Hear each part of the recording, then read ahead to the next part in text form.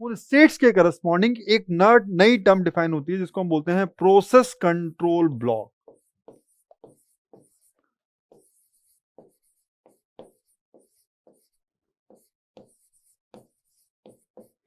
This is nothing but PCB. तो ये जो प्रोसेस कंट्रोल ब्लॉक है, देखो आईडी कार्ड होता है ना आदमी का, आईडी कार्ड, तो उस आईडी कार्ड से उस इंसान की सारी इंफॉर्मेशन पता चल जा रही है, मान लो ये ऐसी कोई चीज है। तो ये जो प्रोसेस कंट्रोल ब्लॉक है, this is just like an ID card, identity card for a process. अगर आपको ये पीसीबी मिल गई किसी प्रोसेस की, तो आप उस प्रोसेस के बारे में सब कुछ बता सकते हो। क्या बोल रहा हूं, अगर आपको ये पीसीबी मिल जाए तो आप उस प्रोसेस के बारे में सब कुछ बता सकते हो। इसका मतलब पीसीबी को क्या कंटेन करना चाहिए, पीसीबी को सारे के सारे एट्रीब्यूट्स की वैल्यू कंटेन करनी चाहिए, क्योंकि इसी प्रोसेस की कंप्लीट इंफॉर्मेशन कौन दे सकता है, उसके एट्रीब्यूट्स की वैल्यू। हाँ या ना? सो just note down, it is like an ID card of a process. It contains complete information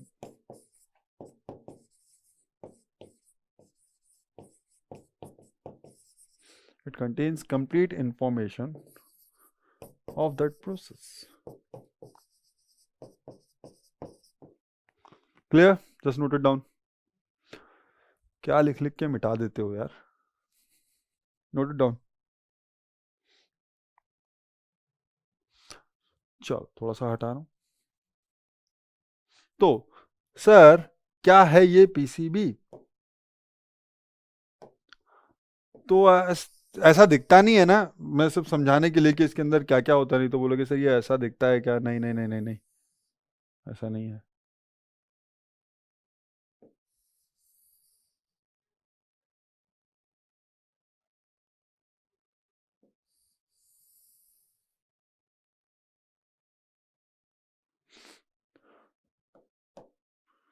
so this is your PCB, process control block. तो ये प्रोसेस कंट्रोल ब्लॉक क्या कंटेन करती है, अभी क्या बोला, आइडेंटिटी कार्ड। हाँ डेली 5:30 से होती है भाई, है ना? तो आइडेंटिटी कार्ड, तो उसकी सारी इंफॉर्मेशन किसी प्रोसेस की भी, ये जिस प्रोसेस की भी ये पीसीबी है, जिस प्रोसेस की भी ये पीसीबी है, ये उस प्रोसेस की सारी इंफॉर्मेशन कंटेन करती होगी। उसकी इंफॉर्मेशन कौन देगा, उसकी इंफॉर्मेशन देगा उसके एट्रीब्यूट्स की वैल्यू। तो यहाँ पर क्या क्या होगा सर, यहाँ पर एक तो प्रोसेस आईडी होगी, प्रोसेस आईडी होगी, है ना? यहाँ पर एक चीज समझना, यहाँ पर एक पॉइंटर भी होगा जो कंटेन करेगा address of the location of the PCB of next process. वो बात की बात है, इससे कोई लेना देना नहीं है, समझ में आ जाएगा। एक प्रोसेस आईडी होगी। नाउ प्रोसेस आईडी के अलावा, प्रोसेस आईडी के अलावा आपको क्या क्या चीजें पता होनी चाहिए, सारी की सारी जो मैंने अभी आपको एट्रीब्यूट्स में बताई, आपको पता होना चाहिए कि इस प्रोसेस, इस आईडी वाली जो प्रोसेस है, ये जिस भी प्रोसेस की पीसीबी है उसकी आईडी क्या है, ये आईडी है। और इस आइडेंटिटी वाली इस आईडी वाली जो प्रोसेस है वो किस स्टेट में है, आपको ये पता चल गया। आपने उसकी स्टेट यहाँ लिख दी कि अभी वो रनिंग है, रेडी है, क्या है, ठीक है। सिमिलरली ये जो आईडी, ये आइडेंटिटी वाली जो प्रोसेस है उसकी प्रायोरिटी कितनी है, वो भी एक एट्रीब्यूट था। तो इसको देखते ही आपको पता चल गया, अरे ये हायर प्रायोरिटी की है, लोअर प्रायोरिटी की है, मॉडरेट प्रायोरिटी की है, आपको ये पता चल गया। उसके अलावा क्या बोला था, प्रोग्राम काउंटर की वैल्यू। तो आप ये पूछोगे कि यार अगली बार अगर ये वाली प्रोसेस सीपीयू पे गई तो ये किस एड्रेस से अपना एग्जीक्यूशन स्टार्ट करेगी, वो वाला एड्रेस भी आपने यहाँ पर स्टोर करके रख लिया। फिर आपने बोला अरे ये तो ठीक है कि आपको प्रोग्राम काउंटर की वैल्यू तो हो गई, लेकिन अगर आपके बाद कोई और आ गया होगा तो उसने जनरल पर्पस रजिस्टर की वैल्यू को चेंज कर दिया होगा।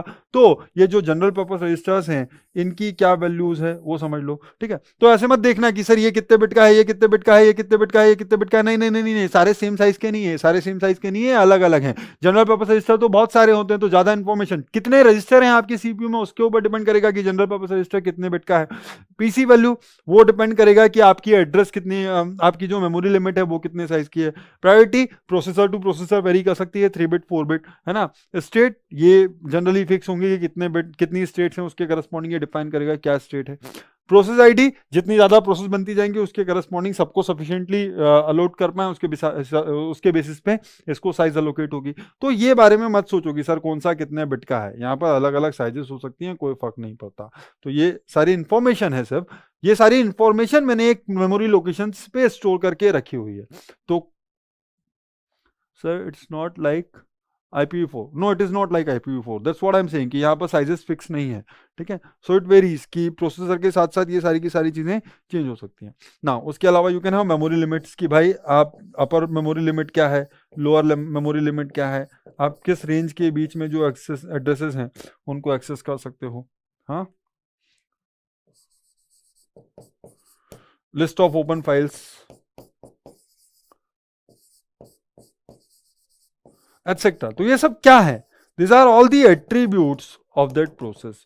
तो जो भी एट्रीब्यूट्स की वैल्यू है वो सारी आपने स्टोर करके रख ली, है ना। तो ये कहलाई पीसीबी। क्या है ये? Process control block. So process control block contains what? Process control block of a process, process control block of a process contains the values of attributes of that process, and values of attributes of that process can give you the complete information of that process, can provide you with the complete information of that process. Now this is the total content. ये जो सारा content है, ये जो सारा content है, ये मिलकर के क्या बनता है? Context of the process. So just note down the total content, ये सारी की सारी information, the total content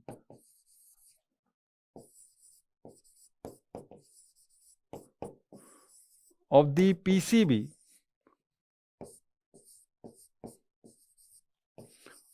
of a process, the total content of the PCB of a process is called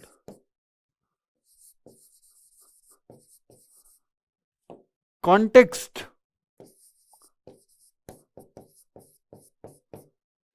of that process.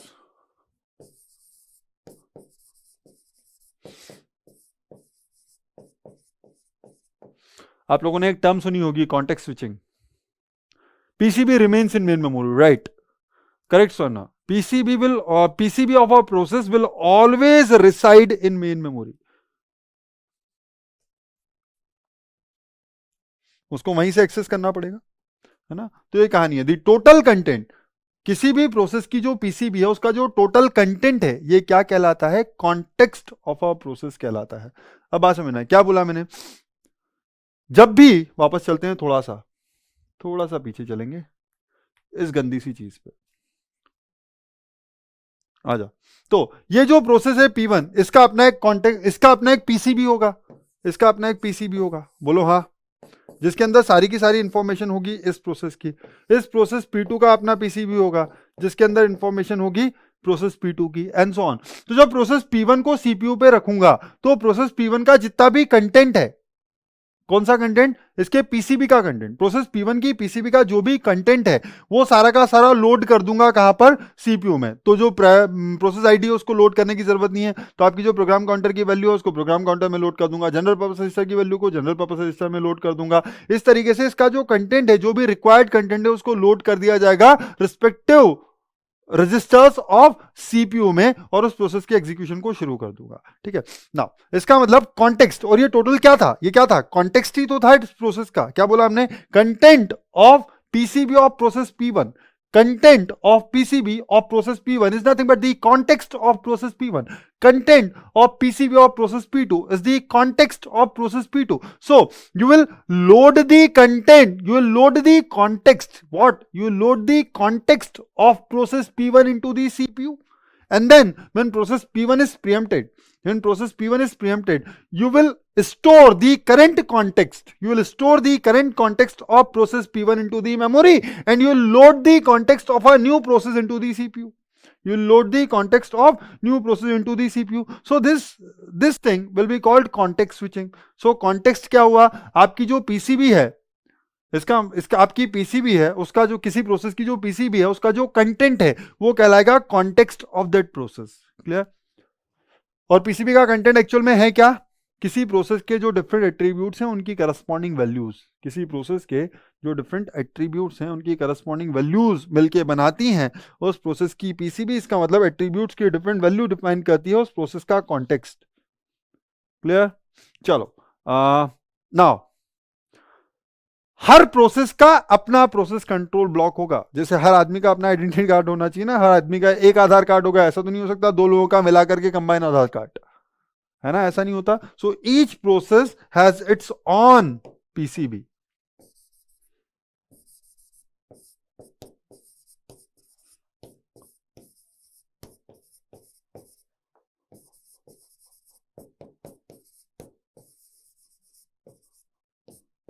Her process का अपना खुद का process control block है।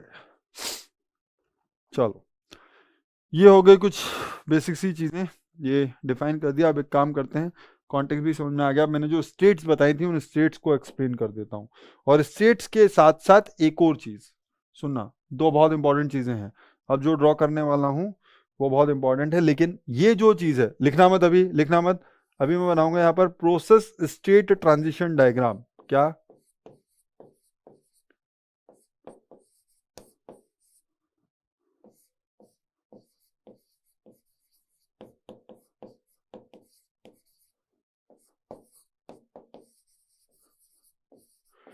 इससे क्वेश्चन आ सकता है, सुन लेना अच्छे से, कभी कभी इससे क्वेश्चन बना देते हैं गेट वाले।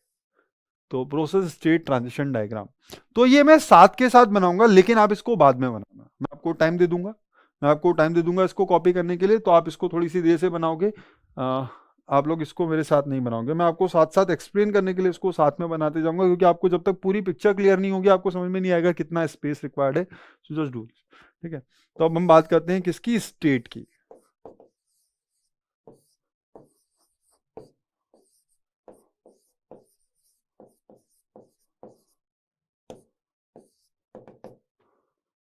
States of our process. So the very first state is a new state. कौन सी स्टेट? New state. तो मैंने क्या बोला था, वो प्रोसेस जिसको मैं क्रिएट कर रहा हूं उसको मैं क्या बोलता हूं? न्यू स्टेट में है, ठीक है।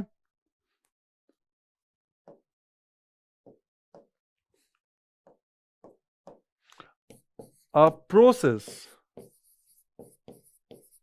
सुनना sir, a process which is being created, अभी तक बनी नहीं है,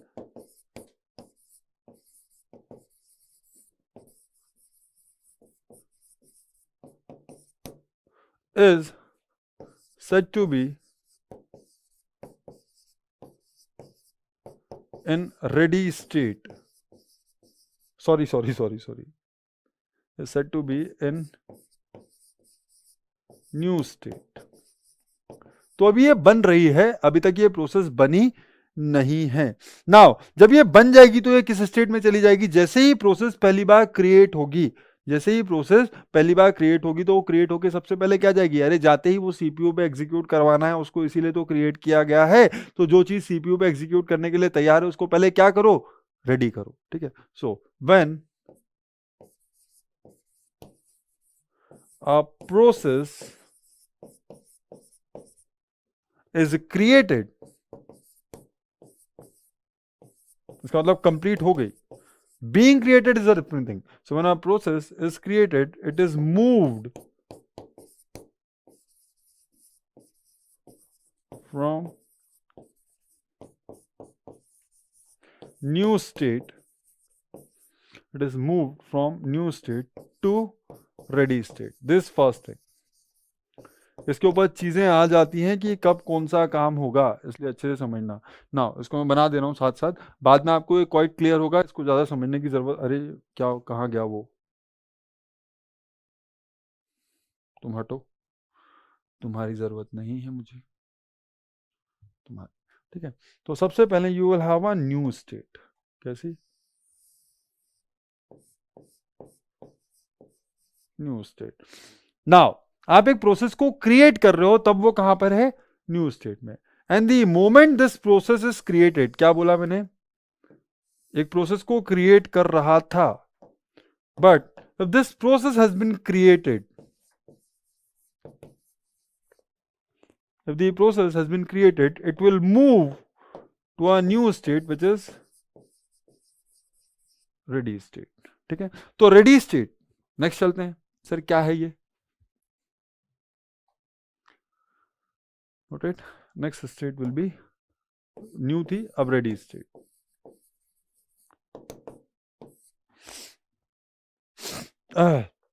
ठीक ना. A process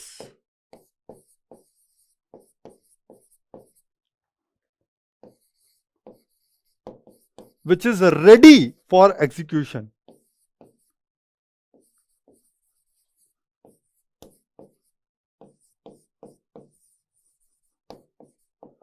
A process which is ready for execution resides in ready state is said to be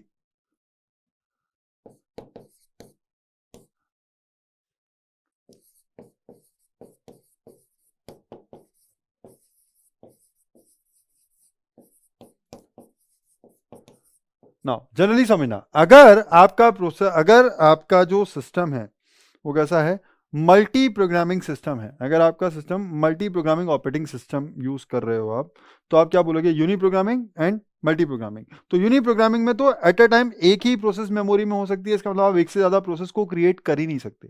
आप एक से ज्यादा प्रोसेस को क्रिएट कर ही नहीं सकते. लेकिन अगर आपकी प्रोग्रामिंग कैसी है, मल्टी प्रोग्रामिंग ऑपरेटिंग सिस्टम है, अगर आपका ऑपरेटिंग सिस्टम कैसा है, मल्टी प्रोग्रामिंग ऑपरेटिंग सिस्टम है, तो रेडी स्टेट में एक से ज्यादा प्रोसेस हो सकती हैं.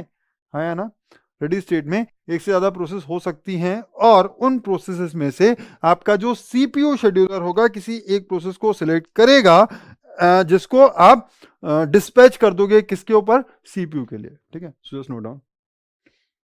अभी क्लियर करता हूं, बहुत सारी टर्म्स आएंगी इसलिए बोल रहा हूं ये नोट डाउन कर लेना. In a multi programming system,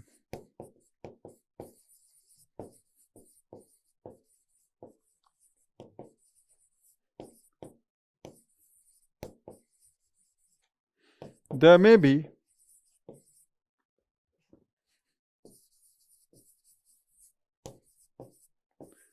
any number of processes. So it not only defines the ready state, but it defines the characteristic of ready state as well. There may be any number of processes in ready state.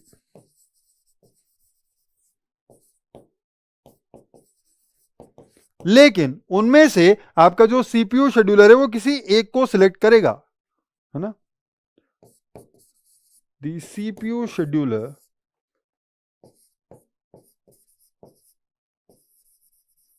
इसकी बात करेंगे. Again ये अभी सिर्फ लिखने के purpose से है, इसको अभी सिर्फ लिख लो. हो सकता है आपको ये चीज ना पता हो तो कोई दिक्कत नहीं, सिर्फ लिख लो, सारी चीजें क्लियर हो जाएंगी. एक बार रिवीजन मैंने बोला है हमेशा नोट्स का जरूरी है. एक दिन में जितना पढ़ा रहा हूं उतना शाम को रिवाइज करो, सब क्लियर होगा. दी सीपीयू शेड्यूलर शेड्यूल्स और select one of those many processes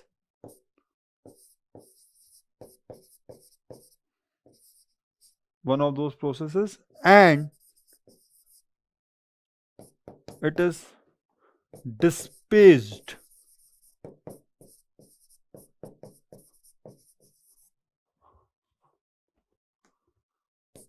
to the CPU for execution.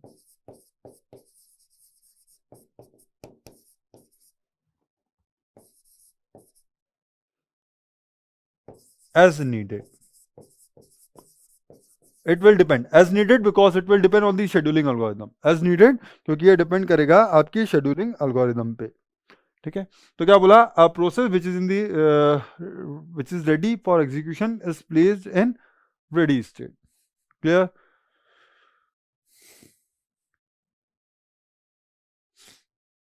Clear है इतना. चलो अब एक और चीज बताऊंगा थोड़ा सा.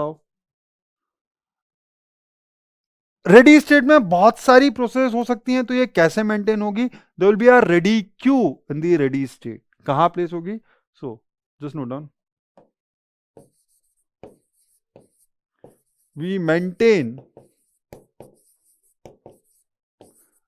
रेडी क्यू, क्योंकि एक से ज्यादा हो सकती हैं तो सारी की सारी एक साथ तो नहीं शेड्यूल हो सकती। We maintain a ready queue in the ready state.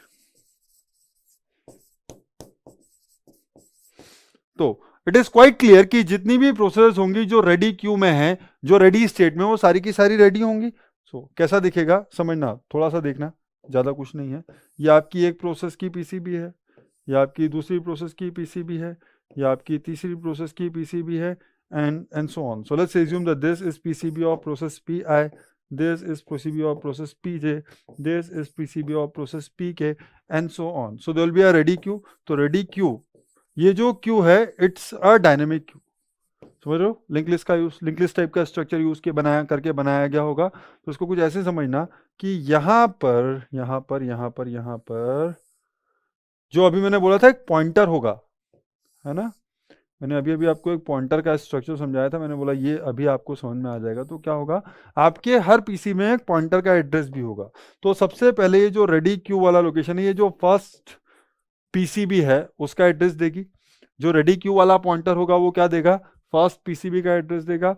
Now इस फर्स्ट पीसीबी के इस पॉइंटर वाले एड्रेस में इस रेडी क्यू में जो नेक्स्ट प्रोसेस की पीसीबी है उसका एड्रेस डला होगा, यहाँ पर जो नेक्स्ट प्रोसेस की पीसीबी है उसका एड्रेस डला होगा, एंड सो ऑन। समझ गए।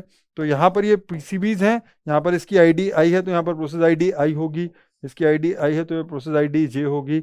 मैं सिर्फ एक्सप्लेनेशन के पर्पज से ये चीज़ बता रहा हूँ, ऐसा नहीं है कि एग्जैक्टली इसी लोकेशन पे हो, बट यू कैन अंडरस्टैंड कि यहाँ पर ये एक रेडी क्यू है जो स्टार्टिंग पॉइंटर है, रेडी क्यू है, ये एक पॉइंटर है जो स्टार्टिंग पॉइंटर है, जो क्या पॉइंट करता है, जो पॉइंट करता है आपकी रेडी क्यू के अंदर जो फर्स्ट प्रोसेस की पीसीबी है उसके एड्रेस को, जो फर्स्ट प्रोसेस की पीसीबी है उसके एड्रेस को। फर्स्ट प्रोसेस की पीसीबी के एड्रेस के अंदर किसी कोई पर्टिकुलर लोकेशन नेक्स्ट प्रोसेस की जो पीसीबी है उसके एड्रेस को पॉइंट करता है, उसका जो पॉइंटर एड्रेस है वो नेक्स्ट प्रोसेस का जो पीसीबी है उसको एड्रेस करता है, and so on. So this how a ready Q is maintained, this how a ready Q is maintained with in the operating system, this how a ready Q is maintained with in the operating system. Clear है, clear है, clear है, clear है, बोलो फटाफट।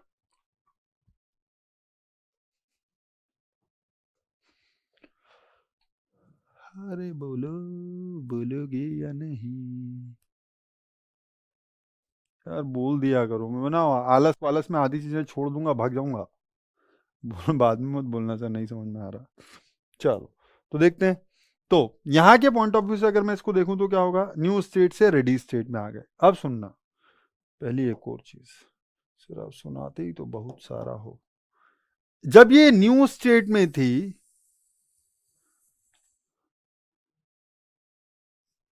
जब तक ये new state में थी तब तक ये मेन मेमोरी में नहीं आई थी, समझना।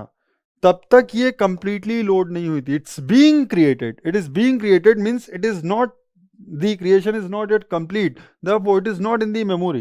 The moment the process is created, it will be part of main memory. yes or no? ये जो पोर्शन है ये मेन मेमोरी से बाहर है। New state is not part of main memory. New state who updates ready queue, obviously operating system based on your scheduling algorithm, right? So जब तक ये प्रोसेस क्रिएट नहीं हुई थी तब तक ये मेन मेमोरी में नहीं थी। This portion is outside main memory, it's being created portions, not, it's ambiguous. The moment it is created, it will be part of main memory, and this is actually the state of a process. There is also a state, but this is under creation, so it's dicey that इसको कहाँ रखें, है ना। चलो, now the process is being process is ready. अब मैंने क्या बोला, रेडी स्टेट के अंदर बहुत सारी प्रोसेस हो सकती हैं। तो रेडी स्टेट के अंदर वो जो बहुत सारी प्रोसेस होंगी वो कैसे स्टोर होंगी, मैंने ऑलरेडी बोला है कि आप एक रेडी क्यू मेंटेन करोगे। क्या होगी आपके पास, you will have a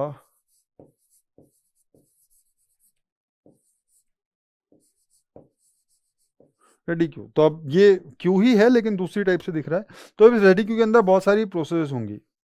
let's assume that this is your process pi, this is your process pj, this is your process pk, and so on. So this processes will be present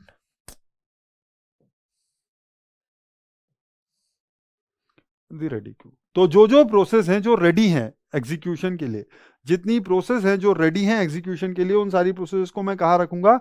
ready queue में रखूंगा। फिर क्या होगा? सुनना अच्छे से, क्या बोला मैंने? शेड्यूलर। शेड्यूलर क्या करेगा? Scheduler selects a process. Scheduler इसके अंदर से एक प्रोसेस को सिलेक्ट कर देगा। शेड्यूलर का डिस्कशन अलग से करेंगे, लेकिन अभी सिर्फ समझा रहा हूं। तो वो देखो, शेड्यूलर, ये बहुत सारी प्रोसेस थी, इनमें से किसी एक को सिलेक्ट कर लेगा। तो ये सब रेडी है। तो पीआई को भी आप सीपीयू दे सकते हो, पीजे को भी आप सीपीयू दे सकते हो, पीके को भी आप सीपीयू दे सकते हो। किसको दोगे ये तो डिसाइड करना पड़ेगा ना। जब एक से ज्यादा लोग हों तो फिर फाइट हो गई, तो फाइट हो गई, then you must take a decision. So the decision process will be taken by the scheduler.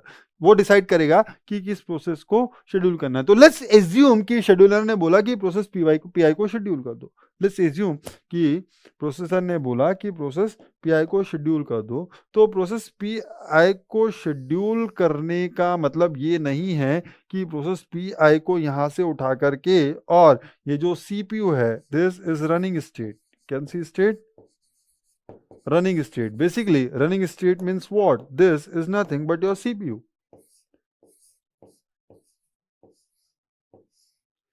A process is running in the CPU. I am not saying that this is CPU. A process is running in the CPU.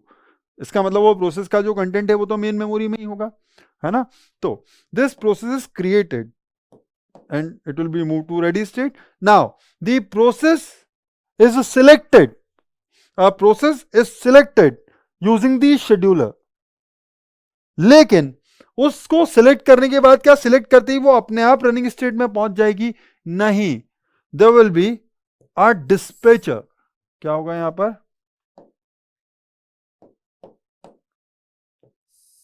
You will dispatch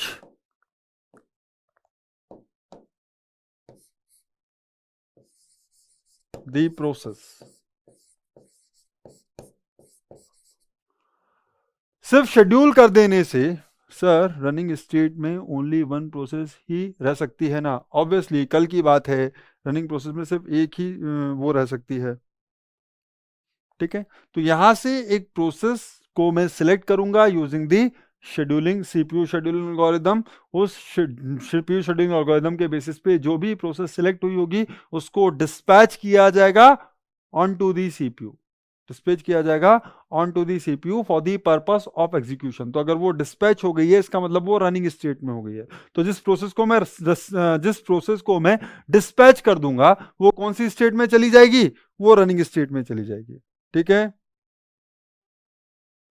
चलो, तो ये हो गया, इतना portion हो गया आधा, कि सर न्यू स्टेट पढ़ ली, रेडी स्टेट पढ़ ली। अब क्या हुआ, डिस्पैच करते ही मैं रनिंग स्टेट पे चला गया। तो अब मैं रनिंग स्टेट को समझ लेता हूं। Sir what is running state? उस डायग्राम को आपको बाद में बनाना है, मैं पहले ही बोल चुका हूं कि उस डायग्राम को अभी आप नहीं बनाओगे। Next one is running state.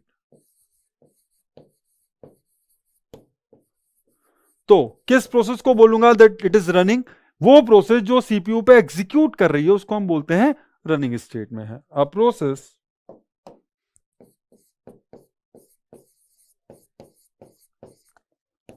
which is executing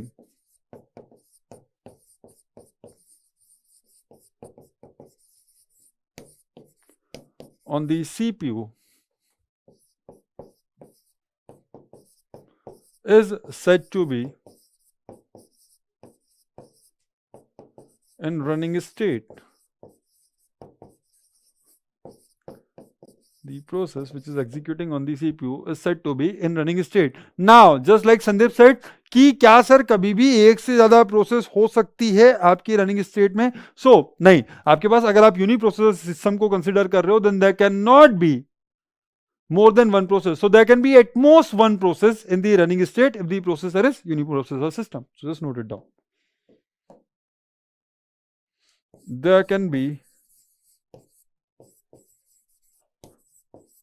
at most one process in the running state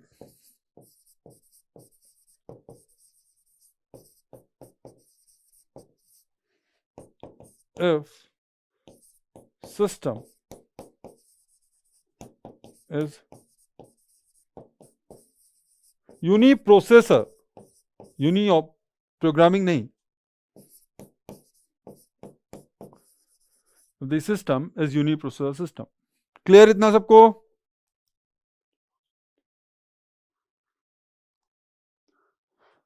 चलो अब सुनना, एक प्रोसेस है जो रनिंग स्टेट में है, वो मस्त अपना एग्जीक्यूशन कर रही है ना। अब जब वो एग्जीक्यूशन कर रही है, तो मैंने कल की क्लास में ही आपको समझाया था कि जब एक प्रोसेस एग्जीक्यूशन कर रही है तो हो सकता है कि बीच में वो आईओ ऑपरेशन के लिए रिक्वेस्ट करे, हाँ है ना। आईओ ऑपरेशन के लिए रिक्वेस्ट करे, इसका मतलब उसको किसी इनपुट आउटपुट डिवाइस से कम्युनिकेट करना हो। इनपुट आउटपुट डिवाइस से जब वो कम्युनिकेट करेगी तो उतने टाइम तक, जब तक वो आईओ ऑपरेशन परफॉर्म नहीं हो जाता, तब तक उसको वेट करना पड़ेगा, because IO devices are slow.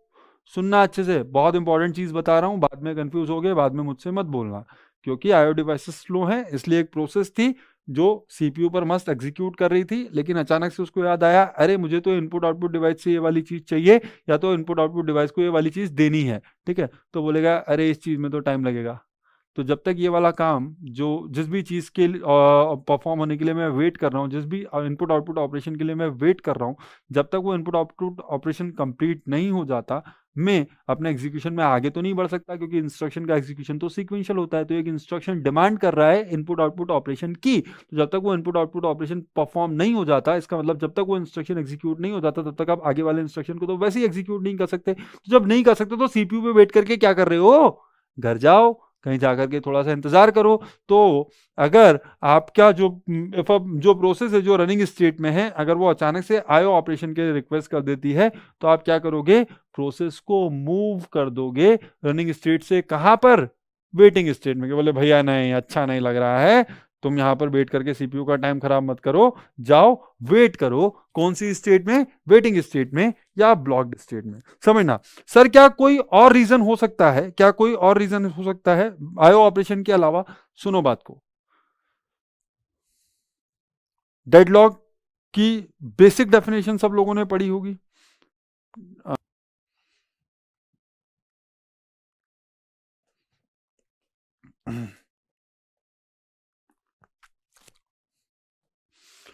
तो अगर नहीं भी आता है पूरा डेडलॉक तो कोई दिक्कत नहीं है, समझने की कोशिश करो। बेसिक कॉन्सेप्ट क्या कहता है कि सर मेरे पास बहुत सारी प्रोसेस हैं, तो एक प्रोसेस एग्जीक्यूट करना चाहती है, तो हर प्रोसेस को एग्जीक्यूट करने के लिए कुछ रिसोर्सेज की रिक्वायरमेंट होती है। जानते हो ये सारी चीज़? किसी प्रोसेस को एग्जीक्यूट करने के लिए, जब आपने डेडलॉक का कॉन्सेप्ट पढ़ा होगा तो आपने बोला होगा, आपने ये चीज़ों के ऊपर थोड़ा सा देखा होगा कि एक प्रोसेस एग्जीक्यूट करने के लिए R1 रिसोर्स चाहिए, R2 रिसोर्स चाहिए, R3 रिसोर्स चाहिए। किसी दूसरी प्रोसेस को R2 चाहिए, R3 चाहिए, R4 चाहिए, ऐसे ही करते थे ना। तो आपने बोला R1 R2 एक ने ले लिया और R3 दूसरे ने ले लिया, तो क्योंकि R2 R3 वाले को R4 भी मिल गया लेकिन उसको R2 नहीं मिल पा रहा है, इसलिए वो काम नहीं करेगी, और इधर R1 R2 मिल चुका है लेकिन R3 नहीं मिल रहा है, इसलिए ये काम नहीं करेगा। तो दोनों को कुछ रिसोर्सेज चाहिए थे, जब तक वो रिसोर्सेज अवेलेबल नहीं हो जाते प्रोसेस का एग्जीक्यूशन आगे नहीं बढ़ सकता। जब तक रिसोर्सेज अवेलेबल नहीं हो जाते तब तक प्रोसेस का एग्जीक्यूशन आगे नहीं बढ़ सकता। तो ये भी वही कहानी है, इसीलिए हम इसको वेट स्टेट या ब्लॉक स्टेट बोलते हैं, इसीलिए हमको वेट स्टेट या ब्लॉक स्टेट बोलते हैं। सर क्या मतलब? इसका मतलब ये कि अगर आप किसी आईओ ऑपरेशन के लिए वेट कर रहे हो, अगर आप किसी इनपुट आउटपुट ऑपरेशन के लिए वेट कर रहे हो, या तो फिर अगर आपको किसी रिसोर्स की रिक्वायरमेंट है, अगर आपको सिस्टम के किसी रिसोर्स की रिक्वायरमेंट है अपने एग्जीक्यूशन को आगे बढ़ाने के लिए, और अगर वो रिसोर्स इस पॉइंट ऑफ टाइम पर अवेलेबल नहीं है, तो क्या करते थे, आपको ब्लॉक कर देते थे जब तक कि वो रिसोर्स अवेलेबल नहीं हो जाता। जब वो रिसोर्स अवेलेबल हो जाएगा तो आपको वापस से अनब्लॉक कर देंगे, वो रिसोर्स आपको दे देंगे, जाकर के मस्त एग्जीक्यूशन कर ला। लेकिन जब तक वो रिसोर्स आपको अवेलेबल नहीं हो जाता तब तक आपके लिए पॉसिबल ही नहीं है कि आप सीपीयू पर एग्जीक्यूट करो, हाँ या ना। तो जब तक वो रिसोर्स अवेलेबल नहीं हो जाएगा तब तक हम आपको ब्लॉक कर देंगे। तो इसलिए हम उसको वेट स्टेट या ब्लॉक स्टेट बोलते हैं। वेट स्टेट क्या बोलता है कि अगर आप अपने आईओ ऑपरेशन के कंप्लीट होने का वेट कर रहे हो तो भी आप वेटिंग स्टेट में हो, इसका मतलब आप आगे तो आप कुछ कर नहीं सकते, और जब तक आगे कुछ नहीं कर सकते you are not ready.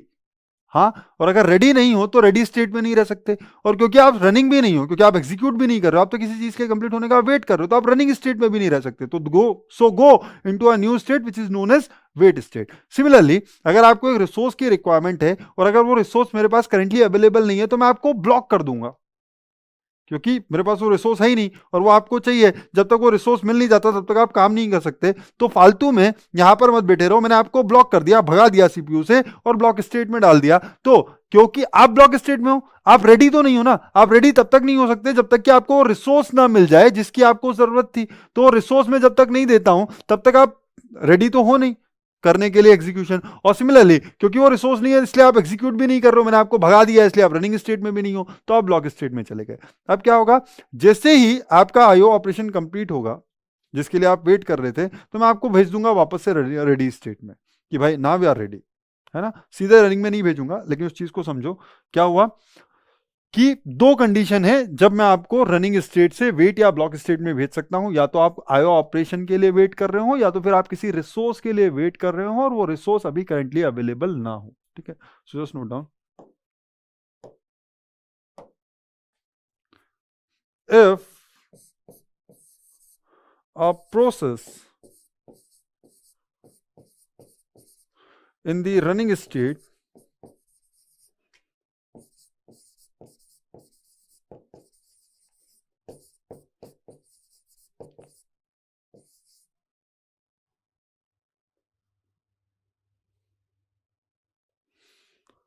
requires for process in the running state requires to perform an IO operation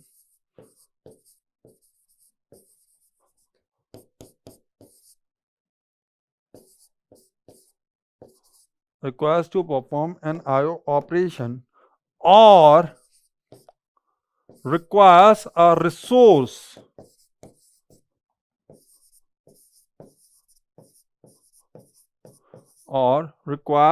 resource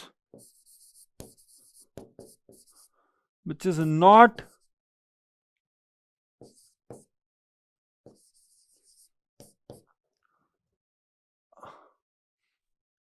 free,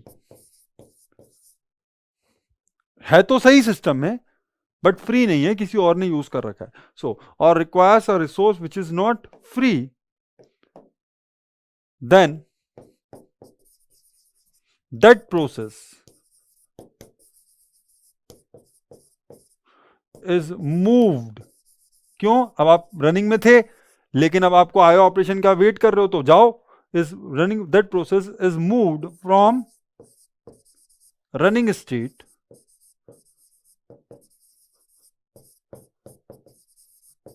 two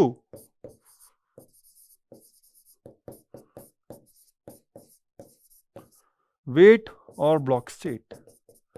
statement clear है? स्टेटमेंट क्लियर है sir? What about time quantum here? It can make process in wait और जल्दबाजी करोगे तो कुछ नहीं समझाऊंगा, है ना अनीश? सब आ रहा है ना? कुछ भी ऐसा है क्या जो आपने जीवन में पढ़ा और मैंने डिस्कस नहीं किया हो? अभी तक कुछ भी ऐसा हुआ है क्या प्रीवियस वाली चीजों में जो आपने पढ़ा और मैंने डिस्कस नहीं किया हो? सब जगह आ जाएंगे, भागना नहीं है।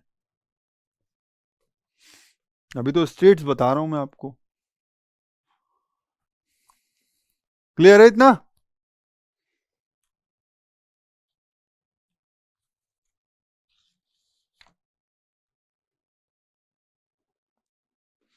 है ना? चलो वापस से आ जाते हैं अपने डायग्राम पे। क्या, एक प्रोसेस रनिंग स्टेट में थी, एक प्रोसेस रनिंग स्टेट में थी, लेकिन उस प्रोसेस को अचानक से लगा कि मुझे तो आयो ऑपरेशन परफॉर्म करने की जरूरत है। किस चीज की जरूरत है? जो प्रोसेस रनिंग स्टेट में थी, अगर वो आयो ऑपरेशन परफॉर्म करना चाहे,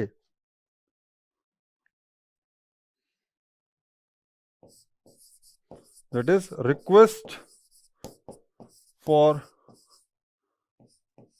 आयो ऑपरेशन और भी हो सकता है, रिक्वेस्ट फॉर आयो ऑपरेशन और requires are resource.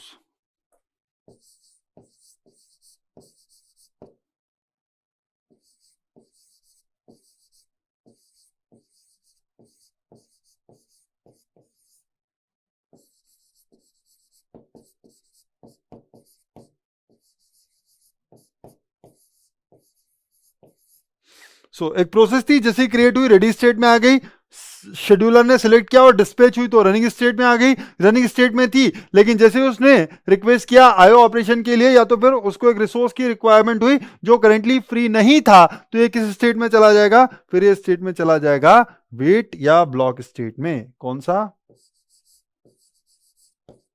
Wait state या ब्लॉक स्टेट। क्लियर? नोट नहीं करना है लेकिन sir the running state can be empty. Yes, if there is no process then the running state can be empty. If there is no process which is ready for execution and all the processes are waiting in the IO state, then the running state can be empty. है ना? तो आप संदीप तुम इसलिए पूछ रहे हो क्योंकि मैंने वहां लिखा there can be at most one process, इसीलिए मैंने at most लिखा क्योंकि there can be zero processes in the running state. There can be. और बाकी जगह लिखा है एनी नंबर, मीन्स वहां पर जीरो भी हो सकती है, ज्यादा भी हो सकती है। Zero is also allowed. Processor काम ही नहीं कर रहा, सिस्टम में अभी कोई प्रोसेस जनरेट ही नहीं हुई, तो फिर वहां पर जीरो प्रोसेस होंगी। क्लियर? चलो, तो इसको ड्रॉ नहीं करना है, but I hope you have understood कि रनिंग स्टेट में था, कोई भी प्रोसेस अगर रिक्वेस्ट करेगी आईओ ऑपरेशन के लिए या फिर रिसोर्स की रिक्वायरमेंट होगी तो वो वेटिंग स्टेट में चली जाएगी या ब्लॉकिंग स्टेट में चली जाएगी। ये हो गया, रनिंग स्टेट की बात भी होगी। अब चलते हैं वेट स्टेट या ब्लॉक स्टेट में, उसको समझते हैं।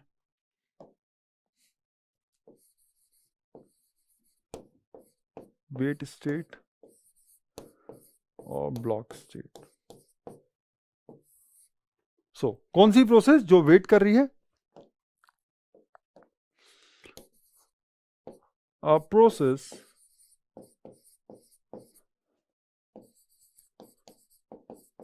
which is waiting for completion of its IO operation.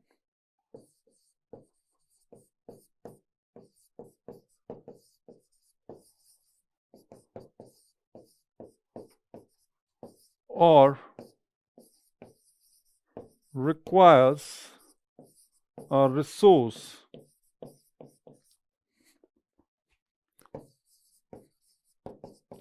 Same definition ही है, which is not free is placed in wait और ब्लॉक स्टेट। दैट्स ओके, आगे लिख देंगे, ना चाहो तो ये स्टेटमेंट छोड़ सकते हो। प्लेस्ड इन वेट और ब्लॉक स्टेट। नाउ क्या एक से ज्यादा प्रोसेसेस ब्लॉक स्टेट में या फिर वेट स्टेट में हो सकती है? यस सर, एक से ज्यादा प्रोसेस हो सकती है। सो अगेन देयर में B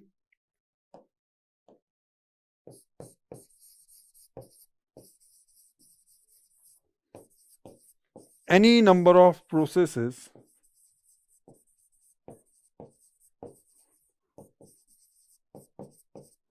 there may be any number of processes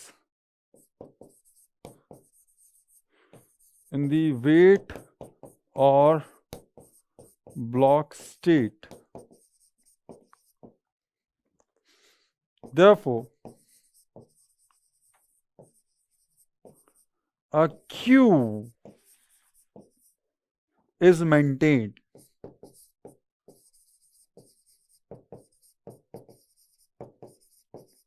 Therefore, a queue is maintained. तो क्या हुआ?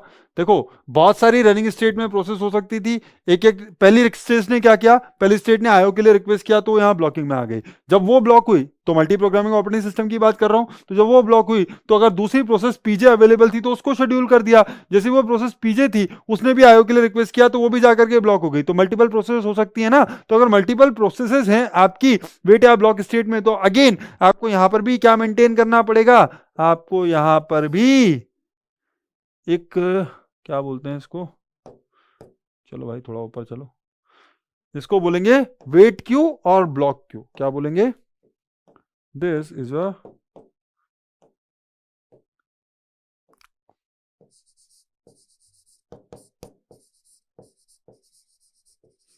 वेट क्यू और ब्लॉक क्यू। तो इसके अंदर वो प्रोसेसेस प्लेस की जाएंगी, इसके अंदर वो प्रोसेस प्लेस की जाएंगी जो वेट कर रही हैं या ब्लॉक्ड हैं, जिनको अभी तक रिसोर्स चाहिए था वो नहीं मिला है। ठीक है, तो यहाँ क्या हो जाएगा? यहाँ पर कुछ प्रोसेस डाल देते हैं। सर कौन सी प्रोसेसेस? देखो, ऑब्वियसली जो प्रोसेसेस रेडी स्टेट में है पीआई पीजे पी के, वही ब्लॉक में भी हो, ऐसा तो नहीं हो सकता। तो will have to choose some other set of processes and let's assume that those are the blocked processes। कौन कौन सी ले लो? P A, P B and PC are some processes which are currently blocked. Clear? तो आपके पास wait state में या block state में कुछ प्रोसेसेस हैं.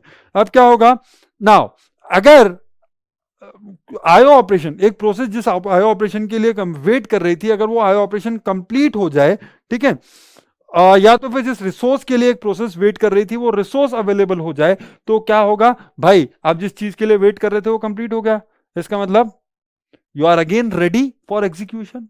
है ना, you are again ready for execution. तो आप वापस से कहां चले जाओ, रेडी स्टेट में चले जाओ. तो क्या होगा, ये हो गया there may be any number of processes. इसके बाद क्या लिख सकते हो, when IO operation completes, when IO operation completes और required resource becomes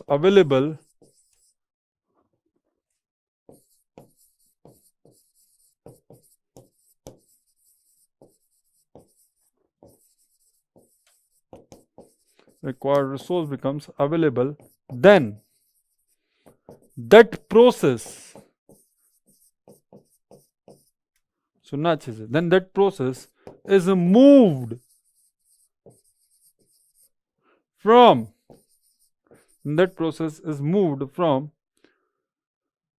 wait or block state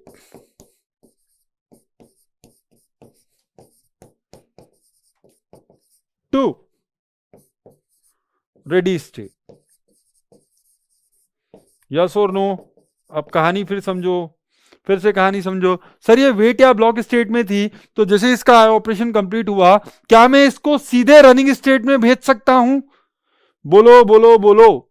एक प्रोसेस थी जो वेट या ब्लॉक स्टेट में वेट कर रही थी, एक प्रोसेस थी जो वेट या ब्लॉक स्टेट में वेट कर रही थी. अगर वो जिस आयो ऑपरेशन के लिए वेट कर रही थी, या फिर वो जिस रिसोर्स के लिए वेट कर रही थी, जैसे ही वो रिसोर्स अवेलेबल हो जाए, क्या मैं उसको आंख बंद करके डायरेक्टली सीपीयू के ऊपर रनिंग स्टेट में भेज सकता हूं, या तो फिर ये जरूरी है कि पहले वो रेडी क्यू में जाए? बताओ.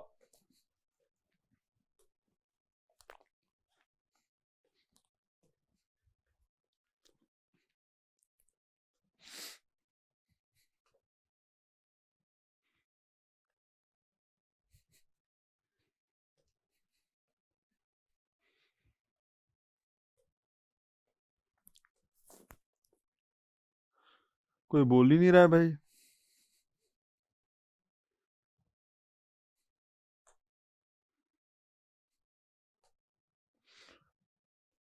नो सर, पहले रेडी क्यू में जाना चाहिए. यस सर, पहले रेडी क्यू में जाना ही पड़ेगा, है ना. सो दैट्स दी लॉजिक कि अभी पहले क्या हुआ, रनिंग स्टेट में थे, आपने जैसे ही रिक्वेस्ट किया किसी आईओ ऑपरेशन के लिए, तो आप कहां चले गए, वेट स्टेट में चले गए. अब ऐसा नहीं हो सकता कि आपका वो वेट ऑपरेशन कंप्लीट हो और आप चुपचाप से धीमे से कट लो, बोलो हम तो वापस रनिंग स्टेट में चले जाते हैं. नहीं. क्यों? इसका भी, इसके दो रीजन है. सबसे पहले तो जब आपको ब्लॉक किया गया था, किसी दूसरी प्रोसेस को सीपीयू दे दिया गया था. जब आपको ब्लॉक किया गया था, किसी दूसरी प्रोसेस को सीपीयू दे दिया गया था, तो वो ऑलरेडी सीपीयू पे रन कर रही है. वो ऑलरेडी सीपीयू पे रन कर रही है. इसलिए आप डायरेक्टली उसको जाकर के डिस्टर्ब नहीं कर सकते. आपको पहले कहां जाना पड़ेगा? आपको पहले जाना पड़ेगा अपने घर. मतलब आपको पहले जाना पड़ेगा इस रेडी स्टेट में. कहां जाना पड़ेगा? इस रेडी स्टेट में. जब आप इस रेडी स्टेट में चले जाओगे तो फिर शेड्यूलर डिसाइड करेगा. कौन? CPU scheduler. जब आप इस रेडी स्टेट में चले जाओगे तो सीपीयू शेड्यूलर डिसाइड करेगा, अरे एक नई प्रोसेस आ गई. अरे भाई, रेडी स्टेट के लिए तो एक नई प्रोसेस ही आई ना. रेडी क्यू में तो अभी नई नहीं आई ना, पहले थी लेकिन रेडी क्यू छोड़ के जा चुकी थी जब रनिंग स्टेट में गई. पहले वो रेडी क्यू में थी लेकिन रेडी क्यू छोड़ करके जा चुकी थी जब वो रनिंग स्टेट में गई. फिर वो ब्लॉक स्टेट में चली गई, लेकिन तब वो रनिंग क्यू में तो, रेडी क्यू में तो नहीं थी. तब वो रेडी क्यू में नहीं थी. जब ये जैसे ही वेट स्टेट से रेडी स्टेट में आई, इसका मतलब वो रेडी क्यू का पार्ट बन गई. जैसे ही एक प्रोसेस वेट स्टेट से रेडी स्टेट में आई, वो रेडी क्यू का पार्ट बन गई. और जैसे ही रेडी क्यू का पार्ट बनी तो आपका शेड्यूलर जाग जाएगा, अचानक से उठेगा. अगर कौन सी प्रोसेस, अगर प्रोसेस प्रीएम्प्टिव होगी तो कैसी होगी? प्रीएम्प्टिव होगी तो अचानक से उठेगा, अरे एक नई प्रोसेस आई, क्या ये नई प्रोसेस कैपेबल है ऑलरेडी रनिंग प्रोसेस को प्रीएम्प्ट करने के। अगर होगी तो मैं उसको रनिंग स्टेट पे भेज दूंगा, और नहीं होगी तो बोलूंगा रुको, देखते हैं, जब उसका कंप्लीशन होगा तब तुम्हारा नंबर आएगा। इसलिए ज्यादा सोचने की जरूरत नहीं है। सर सजता है कि रनिंग में सजता है कि रनिंग क्यू में पहले से ही कोई प्रोसेस का एग्जीक्यूशन हो रहा हो। रनिंग क्यू मत बोलो, एक्सप्लोर्स। एक्सप्लोर्स रनिंग क्यू मत बोलो, रनिंग क्यू नहीं है। रनिंग स्टेट में सिर्फ एक ही प्रोसेस होगी, हाँ या ना? ऑलरेडी बोला है रनिंग स्टेट में सिर्फ एक ही प्रोसेस हो सकती है, इसलिए वहां पर क्यू तो मेंटेन करने की जरूरत ही नहीं है ना? So it is important that we move to the block. Yes, बाकी किसी ने रोज पहले रेडी क्यू में मजा जाना चाहिए, of course first goes to ready queue. Sir if only one process then it will. Okay, Akash has asked important question. If there is only one process, if there is only one process, then it can directly go from wait state to running state. So let's try to understand. If there is only one process, this diagram has no significance. Why? Because if there is only one process, a process will be created and the process will be directly scheduled to running state. अब process memory में आएगी और वो सीधे कहाँ चली जाएगी? Running state में चली जाएगी। यहाँ पर ये शेड्यूलर वेड्यूलर का जो कॉन्सेप्ट है ये खत्म ही है ना? If there is only one process तो शेड्यूलर की रिक्वायरमेंट ही नहीं है। तो this diagram itself will have no significance if the operating system is uniprocess operating system. But if there is only one process, if there is only one process, let's try to understand. There are two aspects of the equation, that what happens if there is only one process. If there is only one process and the operating system is uniprogramming operating system, this diagram itself will become invalid. I hope you understand why. Okay. But if it is a multi-programming operating system, in a multi-programming operating system as well, there may be a situation where there is only one process in the memory. Now, in that case, the tasks are assigned to different states. आकाश समझना, किसी process को running state में भेजने के लिए select करने का काम हमेशा शेड्यूलर का होगा, ठीक है? और जो प्रोसेस है उसकी पीसीबी को, जो प्रोसेस है उसकी पीसीबी को जब तक सीपीयू पे लोड ना कर दूं, यही बोला था अभी, बताया था, प्रोग्राम काउंटर की वैल्यू को प्रोग्राम काउंटर में डालना पड़ेगा, जनरल पर्पस रजिस्टर की वैल्यू को जनरल पर्पस रजिस्टर में डालना पड़ेगा, बहुत सारी कहानियां थी, है ना? तो जब तक वो एक अकेली प्रोसेस है, उस अकेली प्रोसेस की पीसीबी को भी जब तक मैं रनिंग स्टेट में लोड ना कर दूं, तब तक आपका उस प्रोसेस का एग्जीक्यूशन स्टार्ट नहीं हो सकता। तो बात समझना, if there is only one process, then also if a process completes its IO operation or gets the resource, it will be first moved to ready state. If there is no process, immediately that process will be selected for the execution, and immediately the dispatcher will dispatch the process. That is, immediately the PCB of that process will be loaded into the CPU. बात समझे? तो हर इंसान को काम सौंपा है, तो कहानी क्या है? ये जो डिस्पैचिंग हो सकती है, ये जो डिस्पैचिंग हो सकती है, इसका ही मतलब है कि उस प्रोसेस को रनिंग स्टेट में लेके आना। इसका मतलब उसकी पीसीबी के कंटेंट को सीपीयू के रिस्पेक्टेड रजिस्टर में लोड करना, और ये काम सिर्फ और सिर्फ डिस्पैचर कर सकता है। और ये डिस्पैचर जो है ये रेडी स्टेट और रनिंग स्टेट के बीच में ही काम करता है। इसलिए अगर आपके पास सिर्फ एक स्टेट हो तो भी आप वेट स्टेट से रनिंग स्टेट में डायरेक्टली प्रोसेस को नहीं भेज सकते। क्लियर आकाश? क्लियर है जो मैंने समझाने की कोशिश की है? Even if there is only one process, even if there is only one process, you cannot directly send the process from wait or block state to running state, because the task of loading the content of the PCB into the respected register is assigned to the dispatcher, and that task will be done between the process moving from ready state to running state. Clear?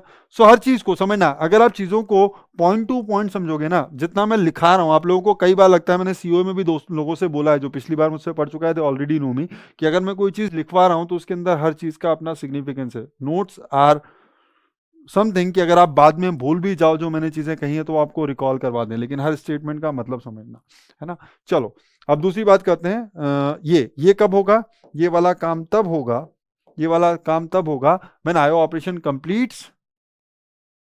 ये कब? when IO operation completes or resource becomes available.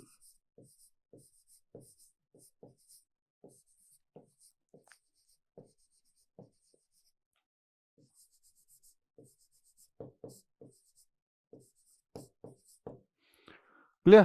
तो ये एक और चीज हो जाएगी, ये वाला टास्क तब होगा। हो गया भाई। अब वो रेडी स्टेट में भी चली गई, अब सिर्फ एक स्टेट रह गई। सस्पेंशन की बात मैं अभी नहीं करूंगा, मैं ऑलरेडी बोल चुका हूं, कहानियां हैं उसके अंदर बहुत सारी। एक और स्टेट रह गई, क्या?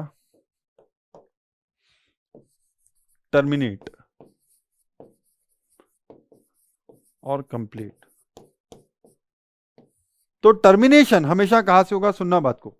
जनरली कल वाले एग्जाम्पल के पॉइंट ऑफ व्यू से या फिर क्वेश्चन के पॉइंट ऑफ व्यू से हम ऐसी बातें करें कि आयो ऑपरेशन कंप्लीट करने के बाद प्रोसेस कंप्लीट हो जाएगी, it's okay.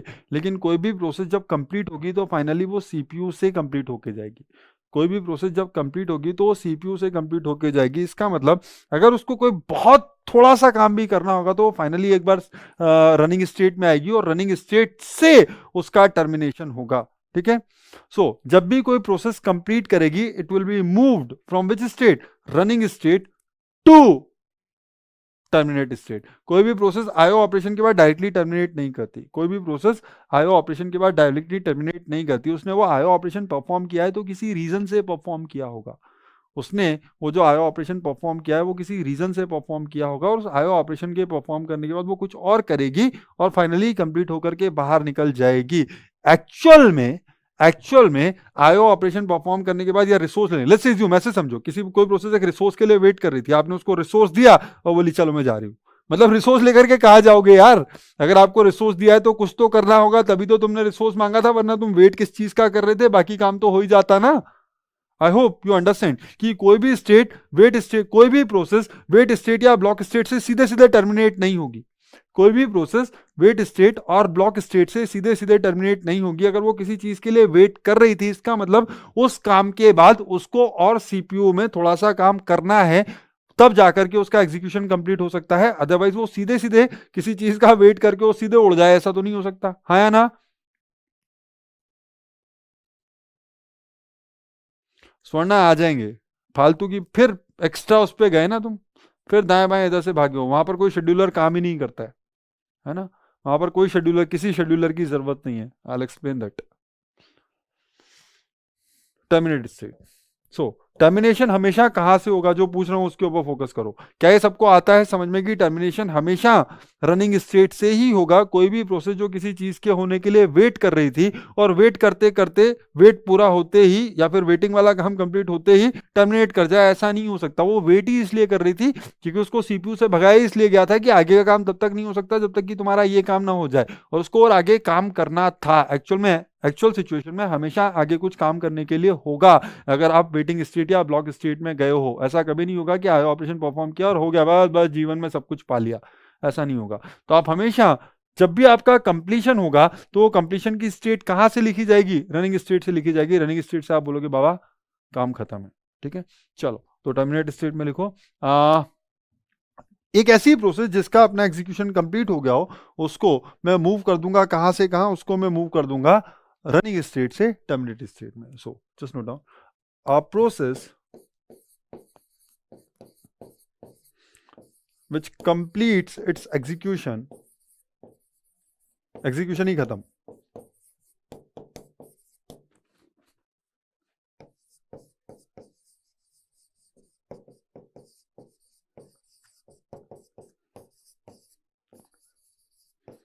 will be moved from, हमेशा ही कहां से?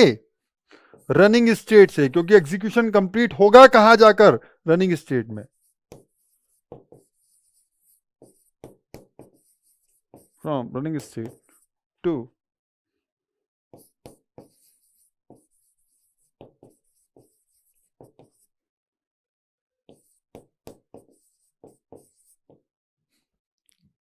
क्लियर? हो, तो एक चीज और आ गई, एक और आ गया ये। इसका मतलब आपके पास एक एक्स्ट्रा स्टेट होगी जो रनिंग स्टेट है। यहां से, इस रनिंग स्टेट से अगर किसी प्रोसेस ने अपना ऑपरेशन कंप्लीट कर लिया, अगर process completes it's execution,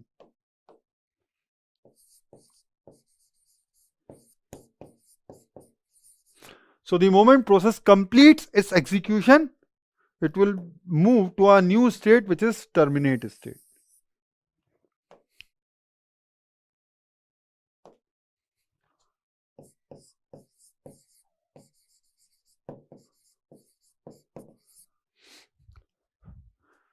clear? अब यहां पे समझना, अब यहां पर समझना, अगर प्रोसेस रेडी स्टेट में है या रनिंग स्टेट में है या वेट या ब्लॉक स्टेट में है, इसका मतलब वो मेन मेमोरी में है। समझे बात को? एक प्रोसेस रेडी स्टेट में है, रनिंग स्टेट में है या वेट और ब्लॉक स्टेट में है, इसका मतलब वो प्रोसेस मेन मेमोरी में है। न्यू में है, इसका मतलब वो प्रोसेस लोड हो रही है, अभी तक लोड हुई नहीं है, टर्मिनेट हो रही है, इसका मतलब उस प्रोसेस का एग्जीक्यूशन कंप्लीट हो चुका है, वो अब खत्म हो चुकी है। हाँ या ना? इतना क्लियर सबको?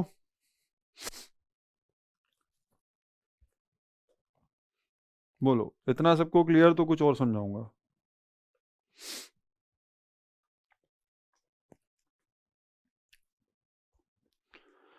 क्या इतना डायग्राम सबको समझ में आता है?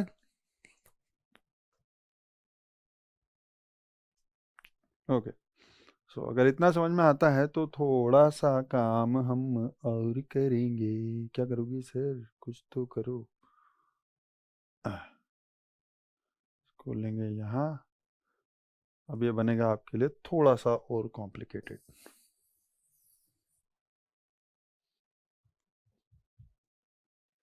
अब मैंने आपको दो और स्टेट बताई थी सर, ये तो 5 ही स्टेट बची हैं। दो स्टेट बची हुई हैं, कौन कौन सी? एक बची हुई है सस्पेंडेड रेडी स्टेट और एक बची हुई है सस्पेंडेड वेट स्टेट या फिर सस्पेंडेड ब्लॉक स्टेट। ये दोनों क्या चीजें हैं? तो सबसे पहले आपको कुछ और नोट डाउन करने की जरूरत है। What do you mean by suspension of a process?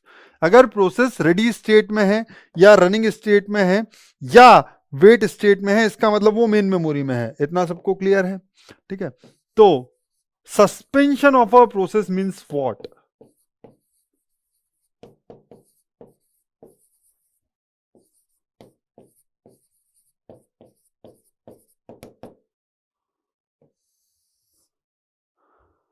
Suspension of a process means what?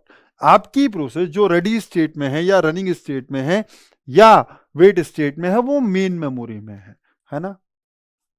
अब अगर अचानक से कल को आपके प्रोसेसर को या आपके ऑपरेटिंग सिस्टम को रियलाइज हो कि मुझे ये जो मेन मेमोरी है ये किसी और पर्पस से चाहिए है, या तो फिर इन प्रोसेसर्स के पास ये मेन मेमोरी रहने से मुझे प्रॉब्लम हो रही है, तो ऑपरेटिंग सिस्टम क्या करेगा?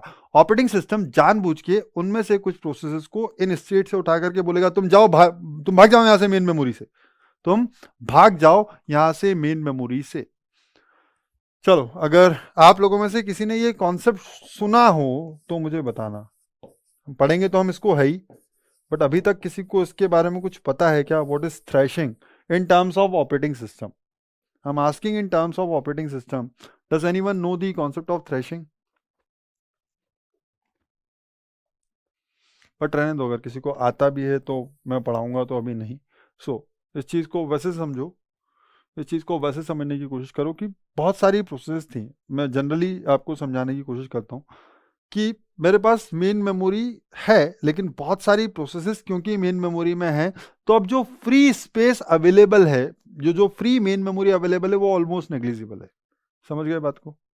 सुनना कहानी क्या बोल रहा हूँ। कुछ प्रोसेसेस ऑलरेडी मेमोरी में है ना, लेकिन जो एम्प्टी स्पेस अब बचा हुआ है वो ऑलमोस्ट नेग्लिजिबल है ना।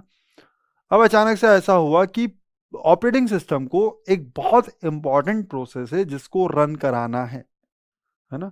तो जिस इंपॉर्टेंट प्रोसेस को आपको रन कराना है, उसको रन कराने के लिए आपको कंपैरेटिवली लार्जर मेमोरी स्पेस की रिक्वायरमेंट है। सुनना, कंपैरेटिवली लार्जर मेमोरी स्पेस की रिक्वायरमेंट है। तो अब ऑपरेटिंग सिस्टम क्या करेगा? अब ऑपरेटिंग सिस्टम बोलेगा बाबा मेमोरी स्पेस तो अवेलेबल है नहीं, लेकिन ये जो प्रोसेस है जिसको मुझे रन कराना है, दिस इज टू इम्पॉर्टेंट कि मतलब अगर ये एग्जीक्यूट नहीं हुई तो मान लो कि ब्रह्मांड खत्म हो जाएगा टाइप की बात है।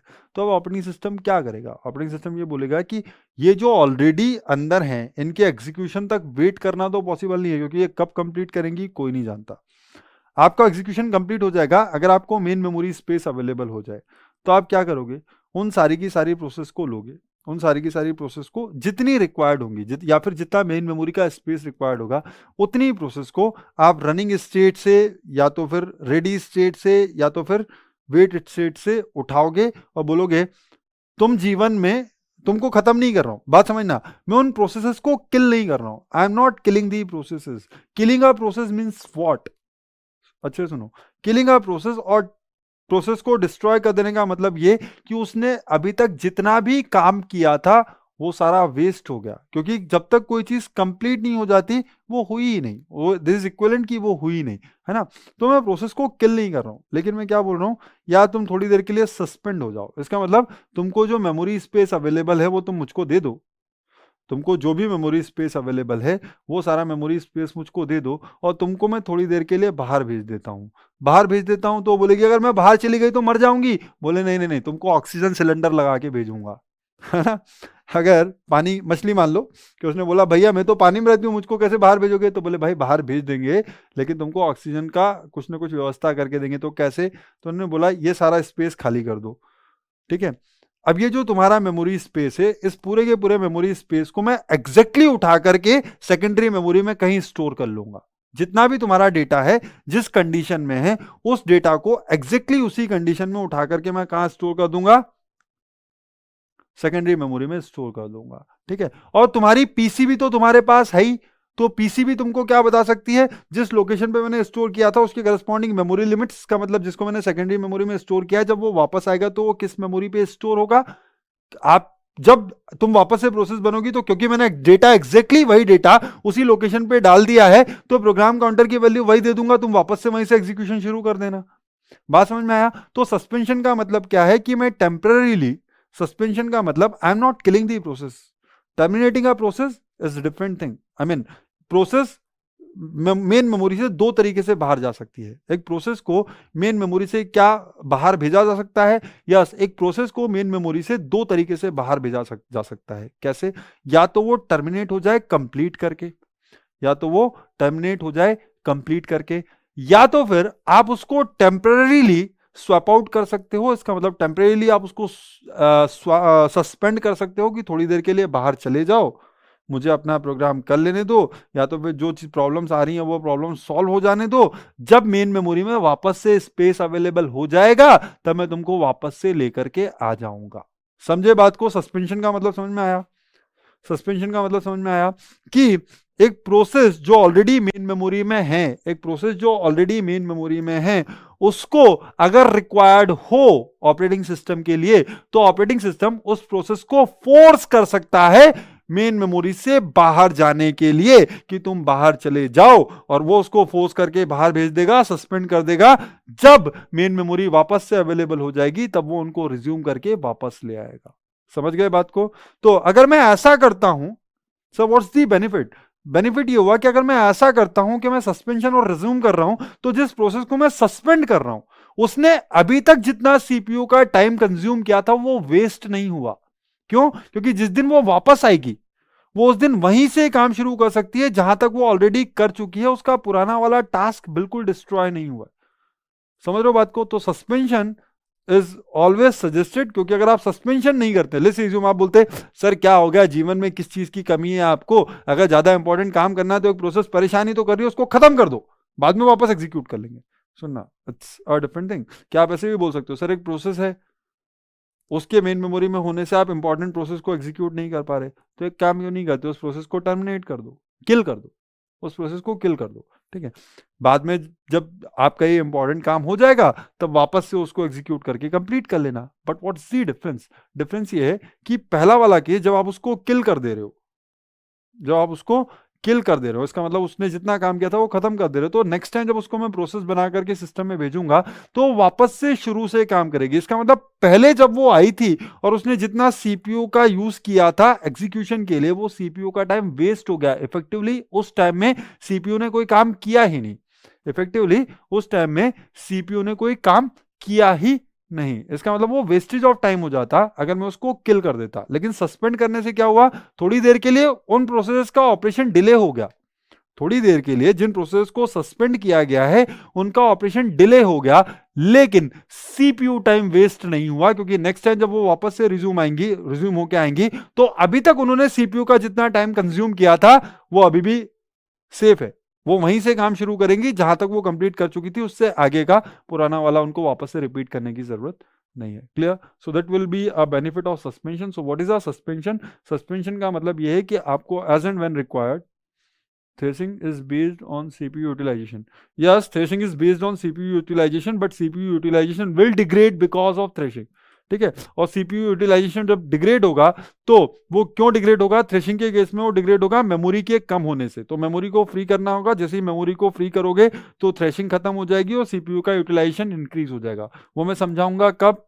वो मैं समझाऊंगा जब मैं आपसे पूरा मेमोरी मैनेजमेंट का टॉपिक कंप्लीट कर चुका हूँ। I will come back. देखो, जो चीज किसी पॉइंट ऑफ टाइम पर नहीं समझाई जा सकती उसके लिए कुछ नहीं कर सकते। इस पॉइंट ऑफ टाइम पर you are not ready to understand the concept of thrashing, so will understand the thrashing after the topic of memory management. Till then you will have to wait for this, but I am giving you a simple logic that suspension is nothing, but अगर आपको main memory की requirement हो तो आप currently जो process main memory में हैं उनमें से कुछ प्रोसेसेस को सिलेक्ट करके और मेन मेमोरी से सेकेंडरी मेमोरी में टेम्परेली स्टोर करवा सकते हो। जब वापस से मेन मेमोरी में स्पेस अवेलेबल हो जाएगा तो उनको आप वापस से मेन मेमोरी में ला करके रख सकते हो। ऐसा क्यों किया जाता है वो हम बाद में समझेंगे, अभी सिर्फ ये समझाऊंगा कि सस्पेंशन क्या है। सो just note down suspension of a process. Processes may be forced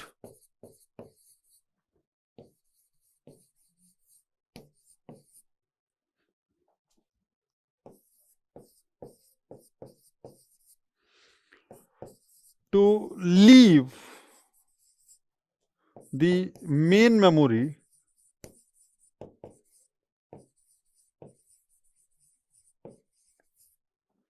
temporarily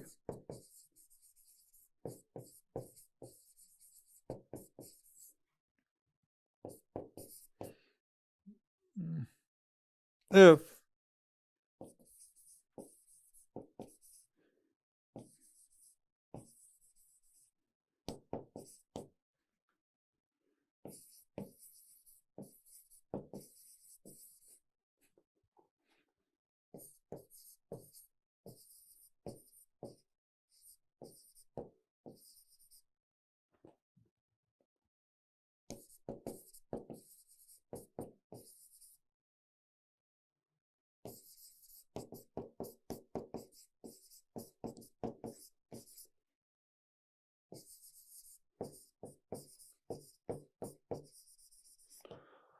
so process may be forced to leave the main memory temporarily if main memory is required for efficient utilization of the system and it corresponds to suspension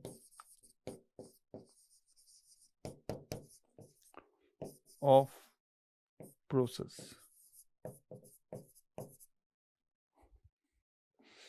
clear? समझेंगे तो क्या है? So force to leave the main memory temporarily. So इसको आप ऐसे भी लिख सकते हो, यहां पर एक और ब्रैकेट लिख देना, स्वैप्ड आउट।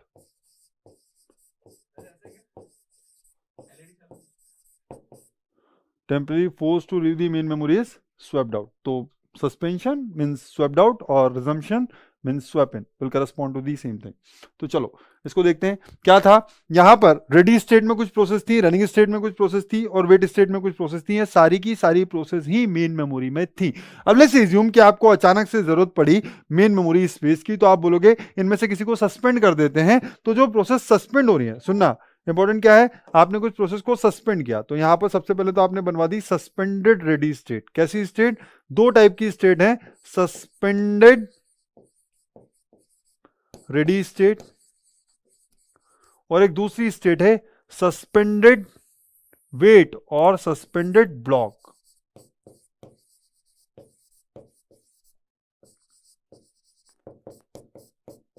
समझे? तो सस्पेंडेड, वेट और ब्लॉक। सुनना, जो प्रोसेसेस रेडी स्टेट से सस्पेंड होकर के, colour colour colour colour this colour, जो प्रोसेसेस रेडी स्टेट से सस्पेंड होकर के बाहर जा रही हैं, स्वैप आउट हो रही हैं, उसको हम बोलते हैं, वो कहा जाएंगी सस्पेंडेड रेडी स्टेट में। तो ये क्या है? सस्पेंड। ठीक है, तो रेडी स्टेट से कोई सस्पेंड होगी तो वो कहां जाएगी? सस्पेंडेड रेडी स्टेट में। नाउ अगर सस्पेंडेड रेडी स्टेट में है तो सुनना, वापस से एक और कहानी, यहां पर ऐसा हो सकता है, यहां पर ऐसा हो सकता है कि एक से ज्यादा प्रोसेस को सस्पेंड किया जाए। बहुत इंपॉर्टेंट, ऐसा हो सकता है कि एक से ज्यादा प्रोसेस को सस्पेंड किया जाए। तो अगर एक से ज्यादा प्रोसेस को सस्पेंड किया गया है रेडी स्टेट से, तो यहां पर बहुत सारी प्रोसेस होंगी।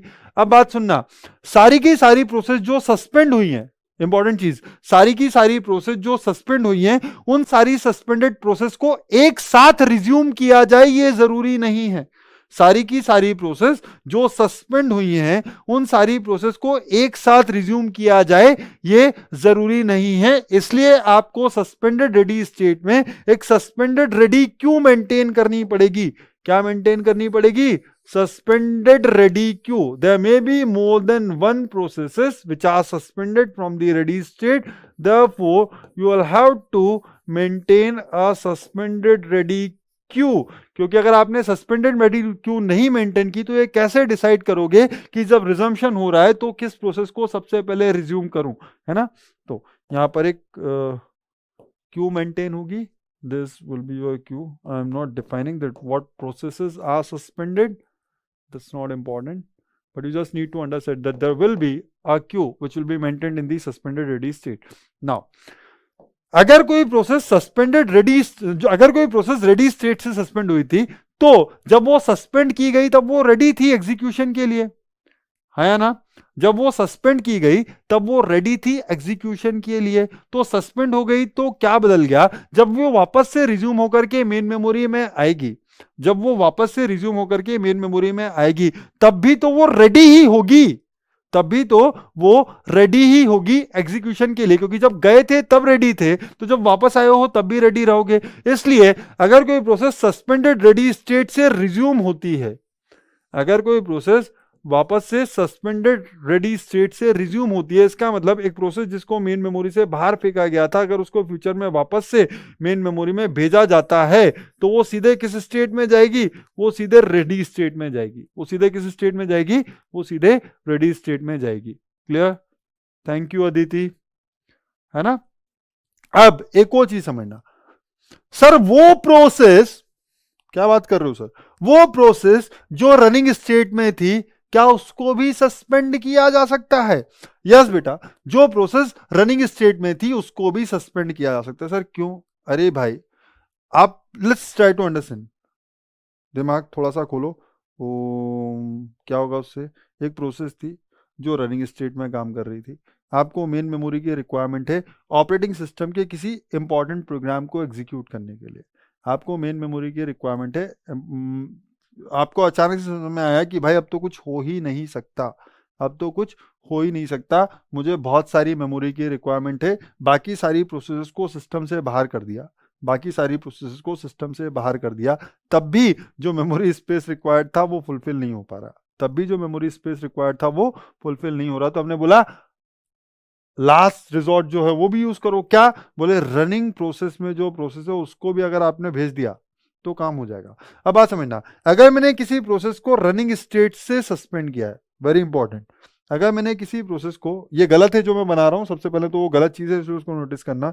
अगर मैं इसको सस्पेंड करता और बोलता कि इसको सस्पेंड कर देते हैं और इसको सस्पेंड करके डाल देते हैं कहां पर? सस्पेंडेड रनिंग स्टेट में,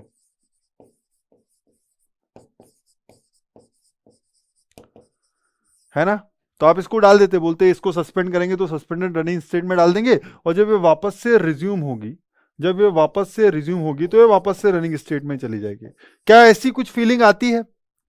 क्या ऐसी कुछ फीलिंग आती है? ऐसी फीलिंग आ सकती है, ऐसी फीलिंग आ सकती है, लेकिन ये फीलिंग गलत है। ऐसी फीलिंग आ सकती है लेकिन ये फीलिंग गलत है। क्यों गलत है? बात समझना, मैं आपको बता रहा हूं। आपने इसको रनिंग स्टेट से हटाया, रनिंग स्टेट से क्या किया, सस्पेंड किया, और इसको सस्पेंडेड रनिंग स्टेट में डाल दिया, है ना।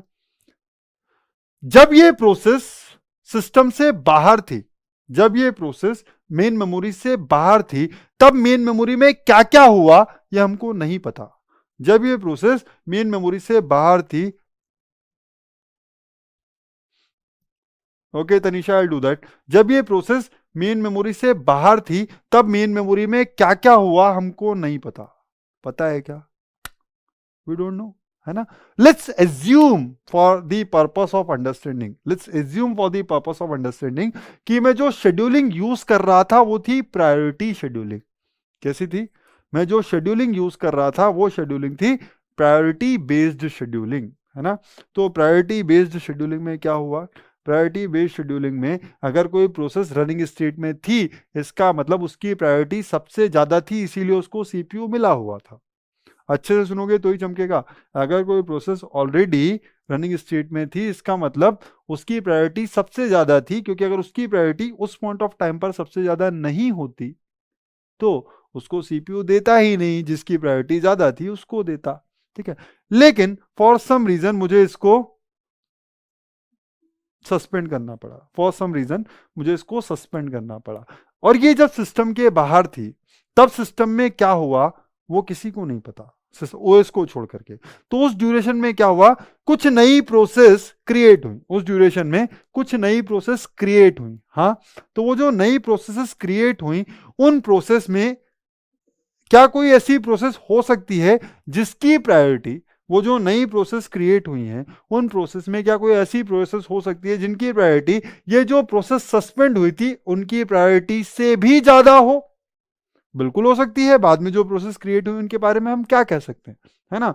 तो एक हायर प्रायोरिटी वाली प्रोसेस क्रिएट हुई, और क्योंकि वो हायर प्रायोरिटी वाली प्रोसेस थी वो सीपीयू पे चली गई। मैं बोल रहा हूं जिस पर्पज से मेमोरी को यूज किया गया था वो खत्म हो चुका है। अब धीमे धीमे मैं चीजों को वापस से रिज्यूम करने की कोशिश कर रहा हूँ, धीमे धीमे मैं चीजों को वापस से रिज्यूम करने की कोशिश कर रहा हूँ। लेकिन हुआ क्या, जब तक ये रिज्यूम हो पाती तब तक एक हायर प्रायोरिटी की प्रोसेस इसमें आ गई और उसने सीपीयू ले लिया।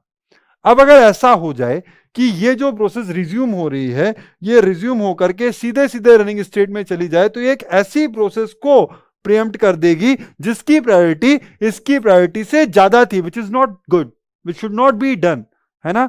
तो इसलिए हम क्या करेंगे, बोले बेटा जैसा यहां पर हुआ था ना वही कॉन्सेप्ट है, सेम कॉन्सेप्ट, कि भाई अगर कोई प्रोसेस रनिंग स्टेट से भी प्रीएम्प्ट होती है, अगर कोई प्रोसेस रनिंग स्टेट से भी प्रीएम्प्ट होती है तो उस प्रोसेस को अगर कोई स्टेट रनिंग स्टेट से भी सस्पेंड होती है, अगर कोई प्रोसेस रनिंग स्टेट से भी सस्पेंड होती है तो हम उसको सस्पेंडेड रनिंग स्टेट में नहीं डालेंगे, हम उसको सस्पेंडेड रेडी स्टेट में डालेंगे। कहां डालेंगे? सस्पेंडेड रेडी स्टेट में ही डालेंगे, क्योंकि जब भी वो प्रोसेस रिज्यूम होगी, क्योंकि जब भी वो प्रोसेस रिज्यूम होगी वो सीधे सीपीयू पे नहीं जाएगी, वो पहले रेडी स्टेट में जाएगी। रेडी स्टेट में शेड्यूलिंग एल्गोरिथम के बेसिस पे जैसे ही वो जाएगी तो हम चेक करेंगे कि क्या इसको सीपीयू मिलना चाहिए। अगर वो अभी भी कंटेंडर होगी कि उसको सीपीयू मिलना चाहिए तो जो ऑलरेडी रन कर रही होगी उससे छीन करके और इसको, तो उससे सीपीयू छीन करके इस सिस्टम को रनिंग स्टेट को दे देंगे। अदरवाइज तुम वेट करो, क्योंकि आपसे हायर प्रायोरिटी वाला रनिंग स्टेट में काम कर रहा है। क्या ये क्लियर है सबको? क्या ये क्लियर है सबको? बताओ। जो मैंने बोला कि रेडी स्टेट से तो ये क्लियर है, लेकिन रनिंग स्टेट से अगर कोई प्रोसेस सस्पेंड हो तो वो सस्पेंडेड रनिंग में ना जाए, वो सस्पेंडेड रेडी में जाए, क्योंकि जब भी वो रिज्यूम होगी तो पहले वो रेडी स्टेट में जाएगी, वहां से उसको देखा जाएगा that are you still the one who should be scheduled on the CPU. If it is so then the scheduler will eventually schedule you and dispatch you onto the CPU. Otherwise, you are not the one who should be running on the CPU. There is someone else who has arrived into the system जिसको CPU मिलना चाहिए और अभी उसको मिला हुआ है ना। चलो, तो ये कहानी थी सस्पेंडेड रेडी की। गाइस थोड़ा सा टाइम लगेगा, सो प्लीज जल्दी मत करना, मुझे इसको कंप्लीट करने देना, क्योंकि अगर ये बीच में छूट गया तो आपको आधी चीज़ें समझ में नहीं आएगी, इसलिए जल्दबाजी मत करना कि सर टाइम हो गया, ये हो गया, वो हो गया। Before 9 I will wrap it up before 9 PM, है ना। हाँ देखा, तनुजा ने बोल ही दिया सर डिनर टाइम। तनुजा, यार तनुज, बट थोड़ा सा वेट करना पड़ेगा, या तो फिर आप लोग अगर ऐसा है तो उसको बाद में यूट्यूब से देख सकते हो। यूट्यूब पे ये वाली प्राइवेट हो जा रही है क्या तुरंत क्लास लेक्चर के बाद? यूट्यूब पर ये क्लासेस नहीं, शायद नहीं हो रही है, नहीं नहीं अवेलेबल है, प्राइवेट नहीं हो रही है। तो आप देख सकते हो, अगर आप ऐसा लग रहा है कि सर नहीं जाना है करके बहुत ज़रूरी होगा, तो आप जिसके लिए बहुत ज़्यादा रिक्वायर्ड हो, अदरवाइज मैं यही सजेस्ट करूंगा कि देखो, क्योंकि यहाँ पर मैं एक दो बहुत इंपॉर्टेंट चीज़ें बताने वाला हूँ, है ना। चलो नाउ, ये वाला थोड़ा सा इंपॉर्टेंट था। ये second thing is quite easy, कि अगर जो वेट स्टेट में था तो ये भी तो मेन मेमोरी में ही था, तो हो सकता है मैं एक ऐसी प्रोसेस को सस्पेंड करूं जो वेट स्टेट में थी। तो अगर मैं वहां से सस्पेंड करूंगा तो वो तो वेट कर रही थी ना, किसी चीज के कंप्लीट होने के लिए वेट कर रही थी। तो अगर मैंने उसको बाहर भेज दिया, सुनना, अगर मैंने उसको बाहर भेज दिया तो उसका वो काम भी तो नहीं होगा जिसके लिए वो वेट कर रही थी, क्योंकि अब वो वेट कर ही नहीं रही, बाहर चली गई ना भैया। तो अब उसका वो काम कैसे करेंगे, जब तक वो प्रोसेस ही नहीं होगी मेमोरी में, उसका वो काम कौन करके देगा उसको, ठीक है। तो ये वाला सस्पेंड हो जाएगा, है ना। अब अगर ये सस्पेंडेड स्टेट में था, तो जब ये वापस रिज्यूम होगा, क्या इसका काम कंप्लीट हो चुका होगा? जब ये सस्पेंडेड स्टेट में था, क्या इसका काम कंप्लीट हो चुका होगा? ऑब्वियसली आईओ ऑपरेशन को कंप्लीट होने के लिए, आईओ ऑपरेशन को कंप्लीट होने के लिए सीपीयू की जरूरत नहीं पड़ सकती। हो सकता है कि आईओ ऑपरेशन ऐसा हो जिसके लिए सीपीयू की जरूरत ना हो, है ना। IO operation will not be dependent on CPU, उनके लिए एक बार रिक्वेस्ट जनरेट हो गई, वो ऑपरेशन परफॉर्म होंगे। आईओ कैसा है दैट डिपेंड्स, ठीक है। तो अगर जब आपको रिज्यूम किया जाता है, सुनना, जब आपको रिज्यूम किया जाता है, सुन लो अच्छे से, जब आपको रिज्यूम किया जाता है, तब भी अगर आपका आईओ ऑपरेशन कंप्लीट नहीं हुआ है, जो आपको रिज्यूम किया जाता है तब भी अगर आपका आईओ ऑपरेशन रिज्यूम सॉरी अब तब भी अगर आपका आईओ ऑपरेशन कंप्लीट नहीं हुआ है, तो आप वापस से कहाँ जाओगे? वेट स्टेट में। इसका मतलब अगर आप रिज्यूम हो रहे हो तो आप वेट स्टेट में जाओगे। लेकिन एक इंपॉर्टेंट चीज देखो, ऑपरेटिंग सिस्टम है, operating system will take care कि मैंने किसको सस्पेंड किया है, operating system will take care कि मैंने किसको सस्पेंड किया है। तो जब वो प्रोसेस जो सस्पेंडेड स्टेट में थी, वो अगर वेट कर रही थी किसी आईओ ऑपरेशन के कंप्लीट होने का, तो अगर इन बिटवीन जब वो सस्पेंडेड स्टेट में थी, इन बिटवीन जब वो सस्पेंडेड स्टेट में थी, और अगर उस वो जिस ऑपरेशन के लिए वेट कर रही थी वो ऑपरेशन कंप्लीट हो जाए, तो क्या एक्चुअल में वो प्रोसेस अभी भी वेटिंग स्टेट में है? मुझको सिर्फ ये बताओ। मैं जो पूछ रहा हूं वो ये चीज बताना।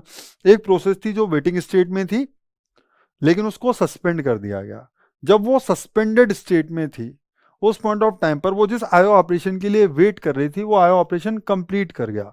So is that process still waiting for the completion of IO operation? Is that process still waiting for the completion of IO operation, or no, it's ready for the execution? What's the status?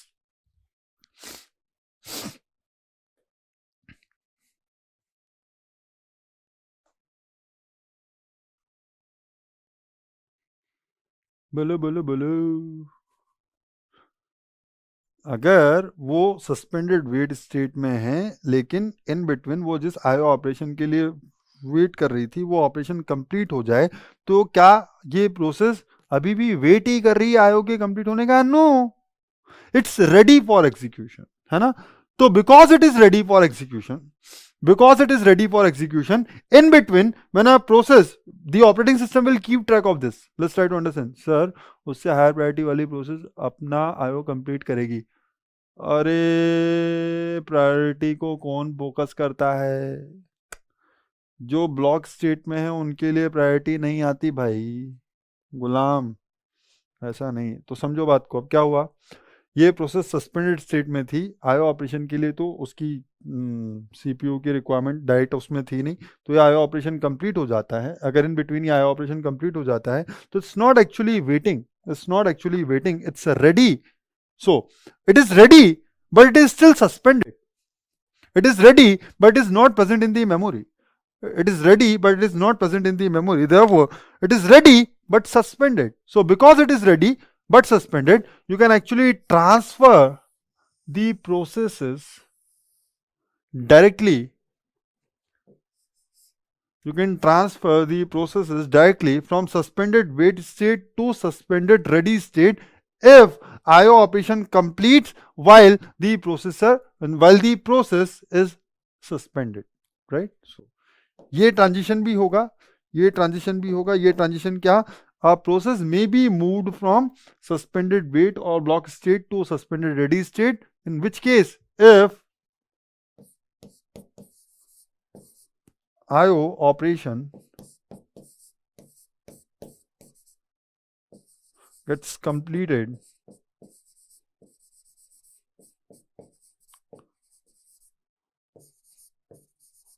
while process is suspended.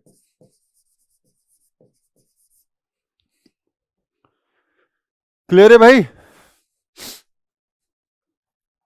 बोलो बोलो बोलो, clear है?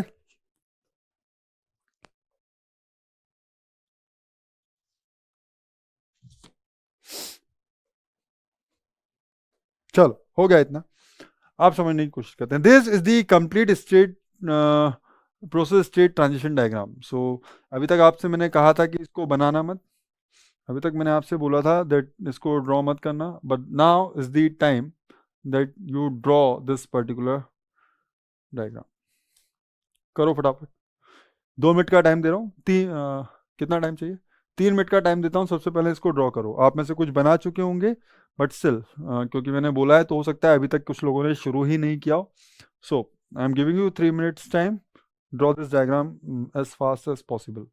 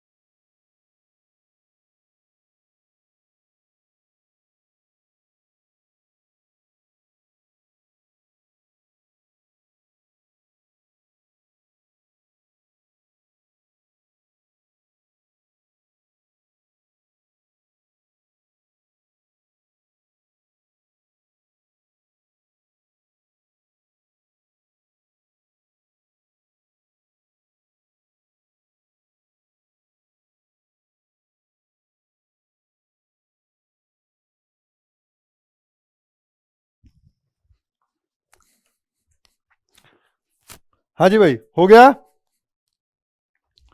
बोलो बोलो बोलो, हो गया? चलो. Okay. So now tell me, there are two types of multi-programming. Yes or no? There are two types of multi-programming. Tell me whether this diagram is for preemptive multi-programming or this diagram is for non-preemptive multi-programming. What did I say? There are two different types of multi-programming. There are नहीं हुआ. तनुजय Singh sir नहीं हुआ. बनाओ बनाओ बनाओ, फटाफट बनाओ. या तो स्क्रीनशॉट ले लो यार.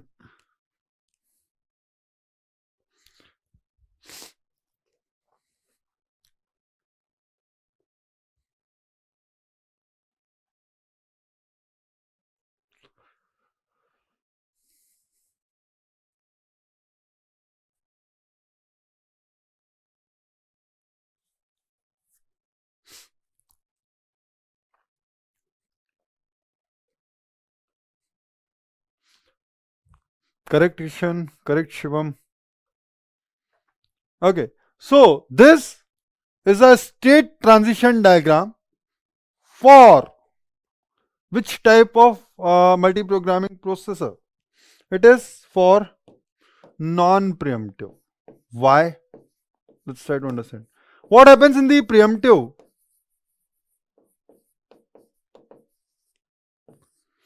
प्रिएम्प्टिव के अंदर क्या होता है? प्रिएम्प्टिव के अंदर क्या होता है? अरे यूनि प्रोग्राम सर, कैसी बात कर रहे हो स्वर्णा? ऐसे ऐसे खतरनाक खतरनाक चीजें लेकर के मत आओ स्वर्णा, ऐसी खतरनाक चीजें लेकर के मत आओ। Uni program and all, uni program के लिए तो ये है ही नहीं। मल्टी प्रोग्रामिंग की बात कर रहा हूँ, यूनि प्रोग्राम के लिए तो मैं पहले ही बोल सकता हूँ, यूनि प्रोग्रामिंग के अंदर ये सारी कहानी है होगी ही नहीं कि जब एक प्रोसेस वेटिंग में जाए तो एक नई प्रोसेस रनिंग से रेडी से रनिंग में चला जाए। ये सब होना ही नहीं है, ये सब होना ही नहीं है। ठीक है स्वर्णा? हाँ। सो नॉन प्रिएम्प्टिव के अंदर क्या होता है? नॉन प्रिएम्प्टिव के अंदर ये होता है कि सुनना अच्छे से, सुनना अच्छे से। एक प्रोसेस नॉन प्रिएम्प्टिव, एक प्रोसेस नॉन प्रिएम्प्टिव है, इसका मतलब एक प्रोसेस को अगर सीपीयू, एक प्रोसेस, सॉरी, अगर मल्टी प्रोग्रामिंग नॉन प्रिएम्प्टिव है, प्रोसेस नहीं, मल्टी प्रोग्रामिंग, अगर मल्टी प्रोग्रामिंग नॉन प्रिएम्प्टिव है, इसका मतलब एक बार किसी प्रोसेस को सीपीयू मिला, एक बार किसी प्रोसेस को सीपीयू मिला तो प्रोसेस उस सीपीयू को तब तक नहीं छोड़ेगी, प्रोसेस उस सीपीयू को तब तक नहीं छोड़ेगी जब तक कि या तो वो अपना एग्जीक्यूशन कंप्लीट नहीं कर लेती या तो फिर उसका आईओ ऑपरेशन कंप्लीट नहीं हो जाता। किसी और तरीके से आप प्रोसेस से सीपीयू नहीं छीन सकते। This suspension is a different thing. अगर ये यूनि प्रोग्रामिंग ऑपरेटिंग सिस्टम होगा, सॉरी, अगर एक सिंगल प्रोसेस होगी, सुनना,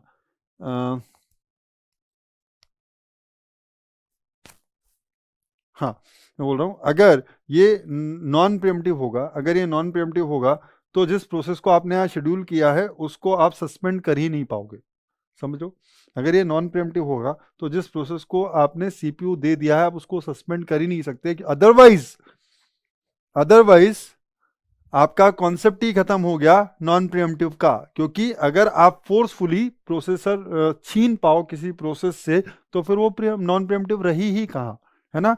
तो ये वाली चीज पॉसिबल नहीं होगी। ये वाला जो बोल रहा हूं, ये वाला जो ट्रांजिशन है, ये वाला जो ट्रांजिशन है, ये ट्रांजिशन नॉन प्रिएम्प्टिव में नहीं होगा। ये वाला जो ट्रांजिशन है, ये ट्रांजिशन नॉन प्रिएम्प्टिव में नहीं होगा। माइंडेड, सबको समझ में आना चाहिए। मैं इन जनरल बताने की कोशिश कर रहा हूं, लेकिन अगर नॉन प्रिएम्प्टिव मल्टी प्रोग्रामिंग है, अगर नॉन प्रिएम्प्टिव मल्टी प्रोग्रामिंग है तो जो प्रोसेस रनिंग स्टेट में है वो कभी सस्पेंड भी नहीं होगी। अगर नॉन प्रिएम्प्टिव मल्टी प्रोग्रामिंग है तो जो प्रोसेस रनिंग स्टेट में है वो सस्पेंड भी नहीं हो सकती। Otherwise you have lost the concept of non preemptive itself. हाँ या ना? तो एक रनिंग प्रोसेस को सिर्फ सस्पेंड कर सकता हूं जब वो प्रिएम्प्टिव के लिए हो। ठीक है? But even if this transition is not present, even if this transition is not present, then also it is for non preemptive. Why? क्यों? क्योंकि नॉन प्रिएम्प्टिव वाले केस में अगर एक प्रोसेस सीपीयू पर है तो मैं उस प्रोसेस को फोर्सफुली सस्पेंड कर सकता हूं और एक नई प्रोसेस को रन करवा सकता हूं। फोर्सफुली सस्पेंड करने का क्या ये मतलब है कि वो कंप्लीट हो गई? नहीं, सॉरी, फोर्सफुली भगा सकता हूं। क्या हो गया? मैं ब्रेक लेके आया, उसके बाद मुझको ओम शांति शांति शांति कुछ भी बोल रहे हो, ऐसा नहीं करते हैं। वापस से आते हैं, वापस से आते हैं। This diagram is for non preemptive multi programming, but in non-preemptive multi-programming diagram this particular thing will not be present। ये मैंने बना दी है so that I can explain the concept। Non preemptive multi programming के state transition diagram में ये वाली चीज नहीं होगी, क्योंकि अगर ये वाली चीज यहां पर प्रेजेंट रही तो we will lose the concept of non preemptive. So this thing will not be present in non preemptive. Apart from that this will be exactly same. Preemptive कब होगा सर? तो क्या सिर्फ इसको बना देने से ये प्रिएम्प्टिव मल्टी प्रोग्रामिंग के लिए हो जाएगा? अगर मैं इस एच को बना दूं तो क्या ये प्रिएम्प्टिव मल्टी प्रोग्रामिंग के लिए हो जाएगा? नहीं। अकेली सिर्फ इस एज को बना देने से ये जो स्टेट ट्रांजिशन डायग्राम है ये प्रिएम्प्टिव के लिए नहीं हो जाता। क्यों? क्योंकि प्रिएम्प्टिव मल्टी प्रोग्रामिंग में you can force a process to release the CPU by means of what? You can force the process to release the CPU by means of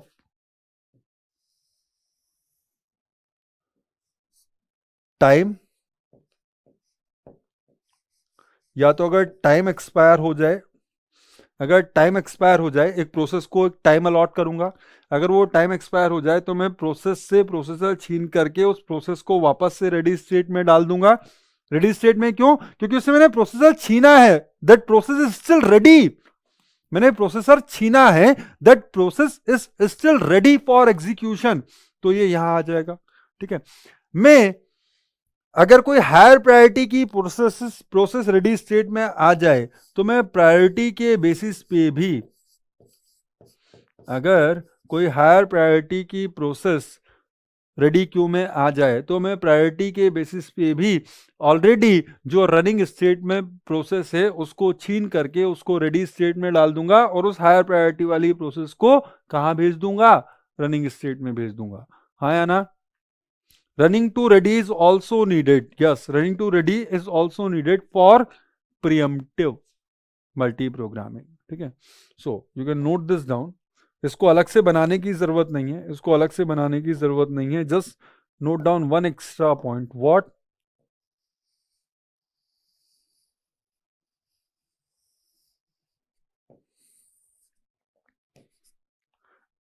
if this edge is not present,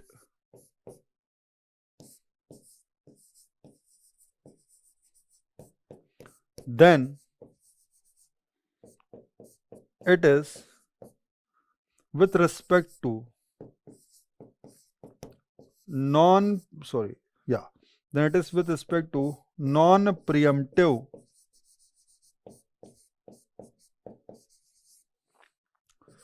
multi-programming.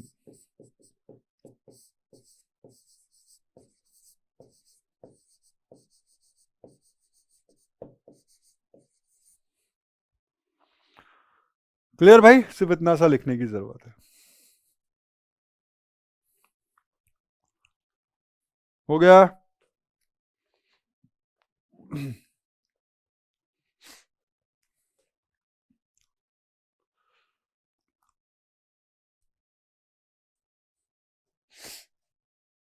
चल next चीज पे चलते हैं। Next concept is scheduler and dispatcher.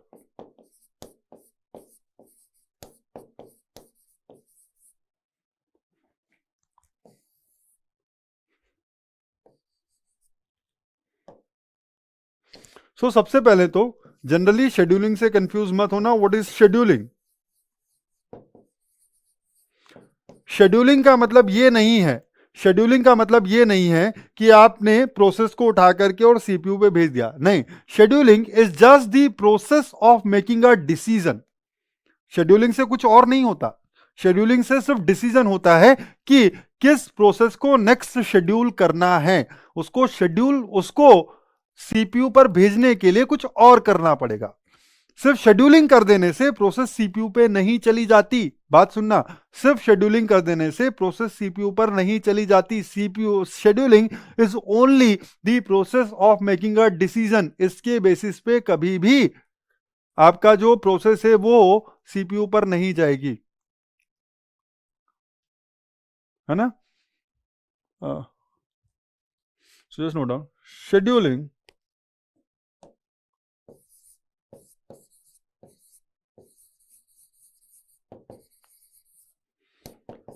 is just a process of making a decision.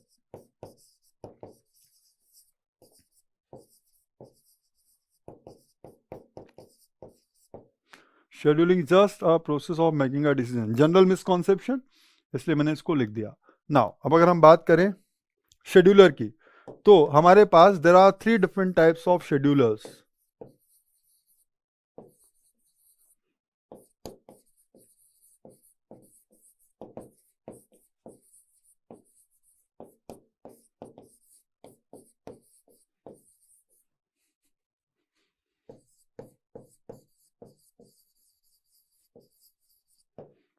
First है long term scheduler,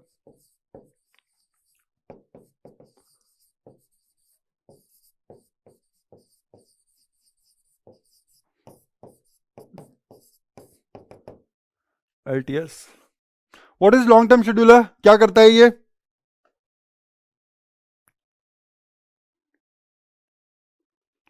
है ना, ये करता है नई प्रोसेस को क्रिएट करने का काम। सो it is responsible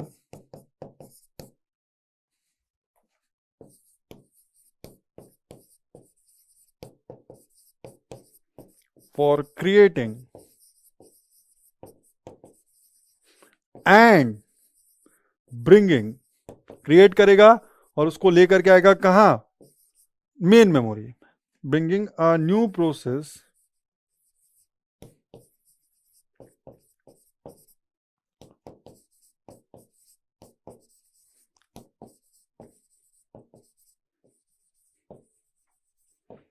into the main memory, creating and bringing a new process into the main memory। तो मैं वापस से ये 5 चीजें बना देता हूं। कौन कौन सी सर?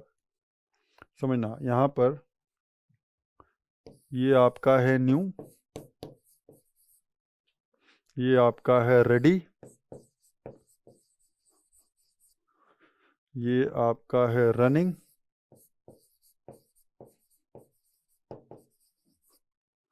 ये आपका है वेट और ब्लॉक,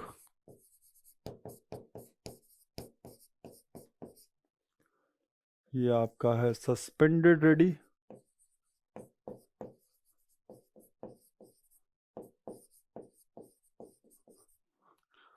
ये आपका है सस्पेंडेड वेट और ब्लॉक,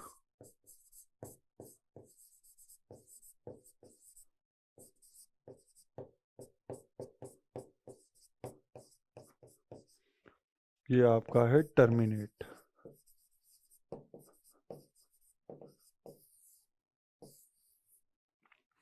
ठीक है, तो ब्रिंगिंग अ न्यू प्रोसेस, तो ये वाला जो काम है who will be responsible for that? Long term scheduler. This transition, this will be done by long term scheduler. Clear? Now the next scheduler is mid term scheduler.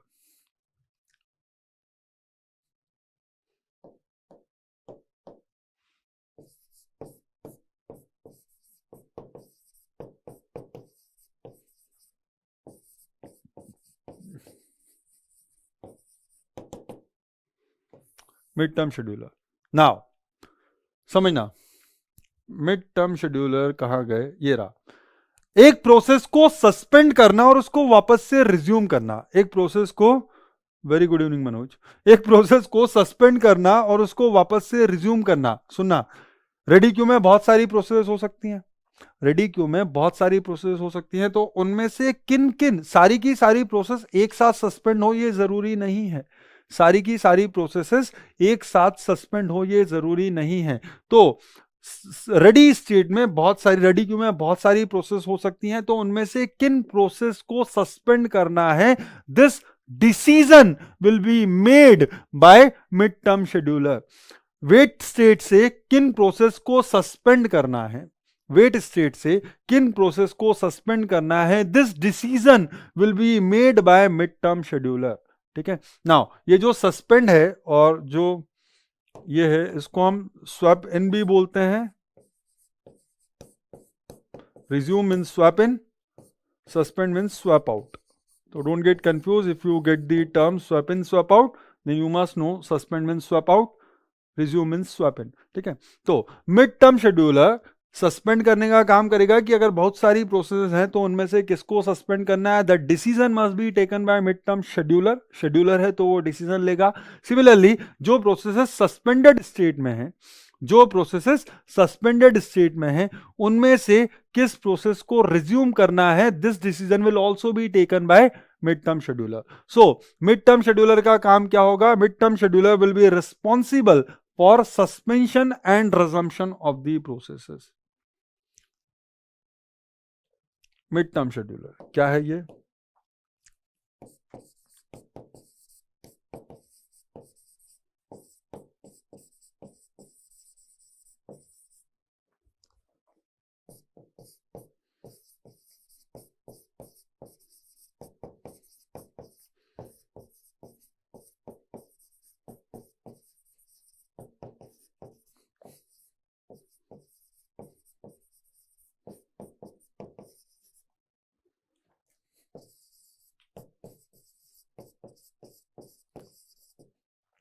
ठीक। तो जब हम चलेंगे यहां पर, तो ये जो टास्क होगा कौन सा वाला, दिस थिंग, कलर चेंज कर लेते हैं, this thing suspend and resume. This will be controlled by mid-term scheduler, and here this suspension and resumption will also be controlled by mid-term scheduler. Obviously this is also a suspension, then this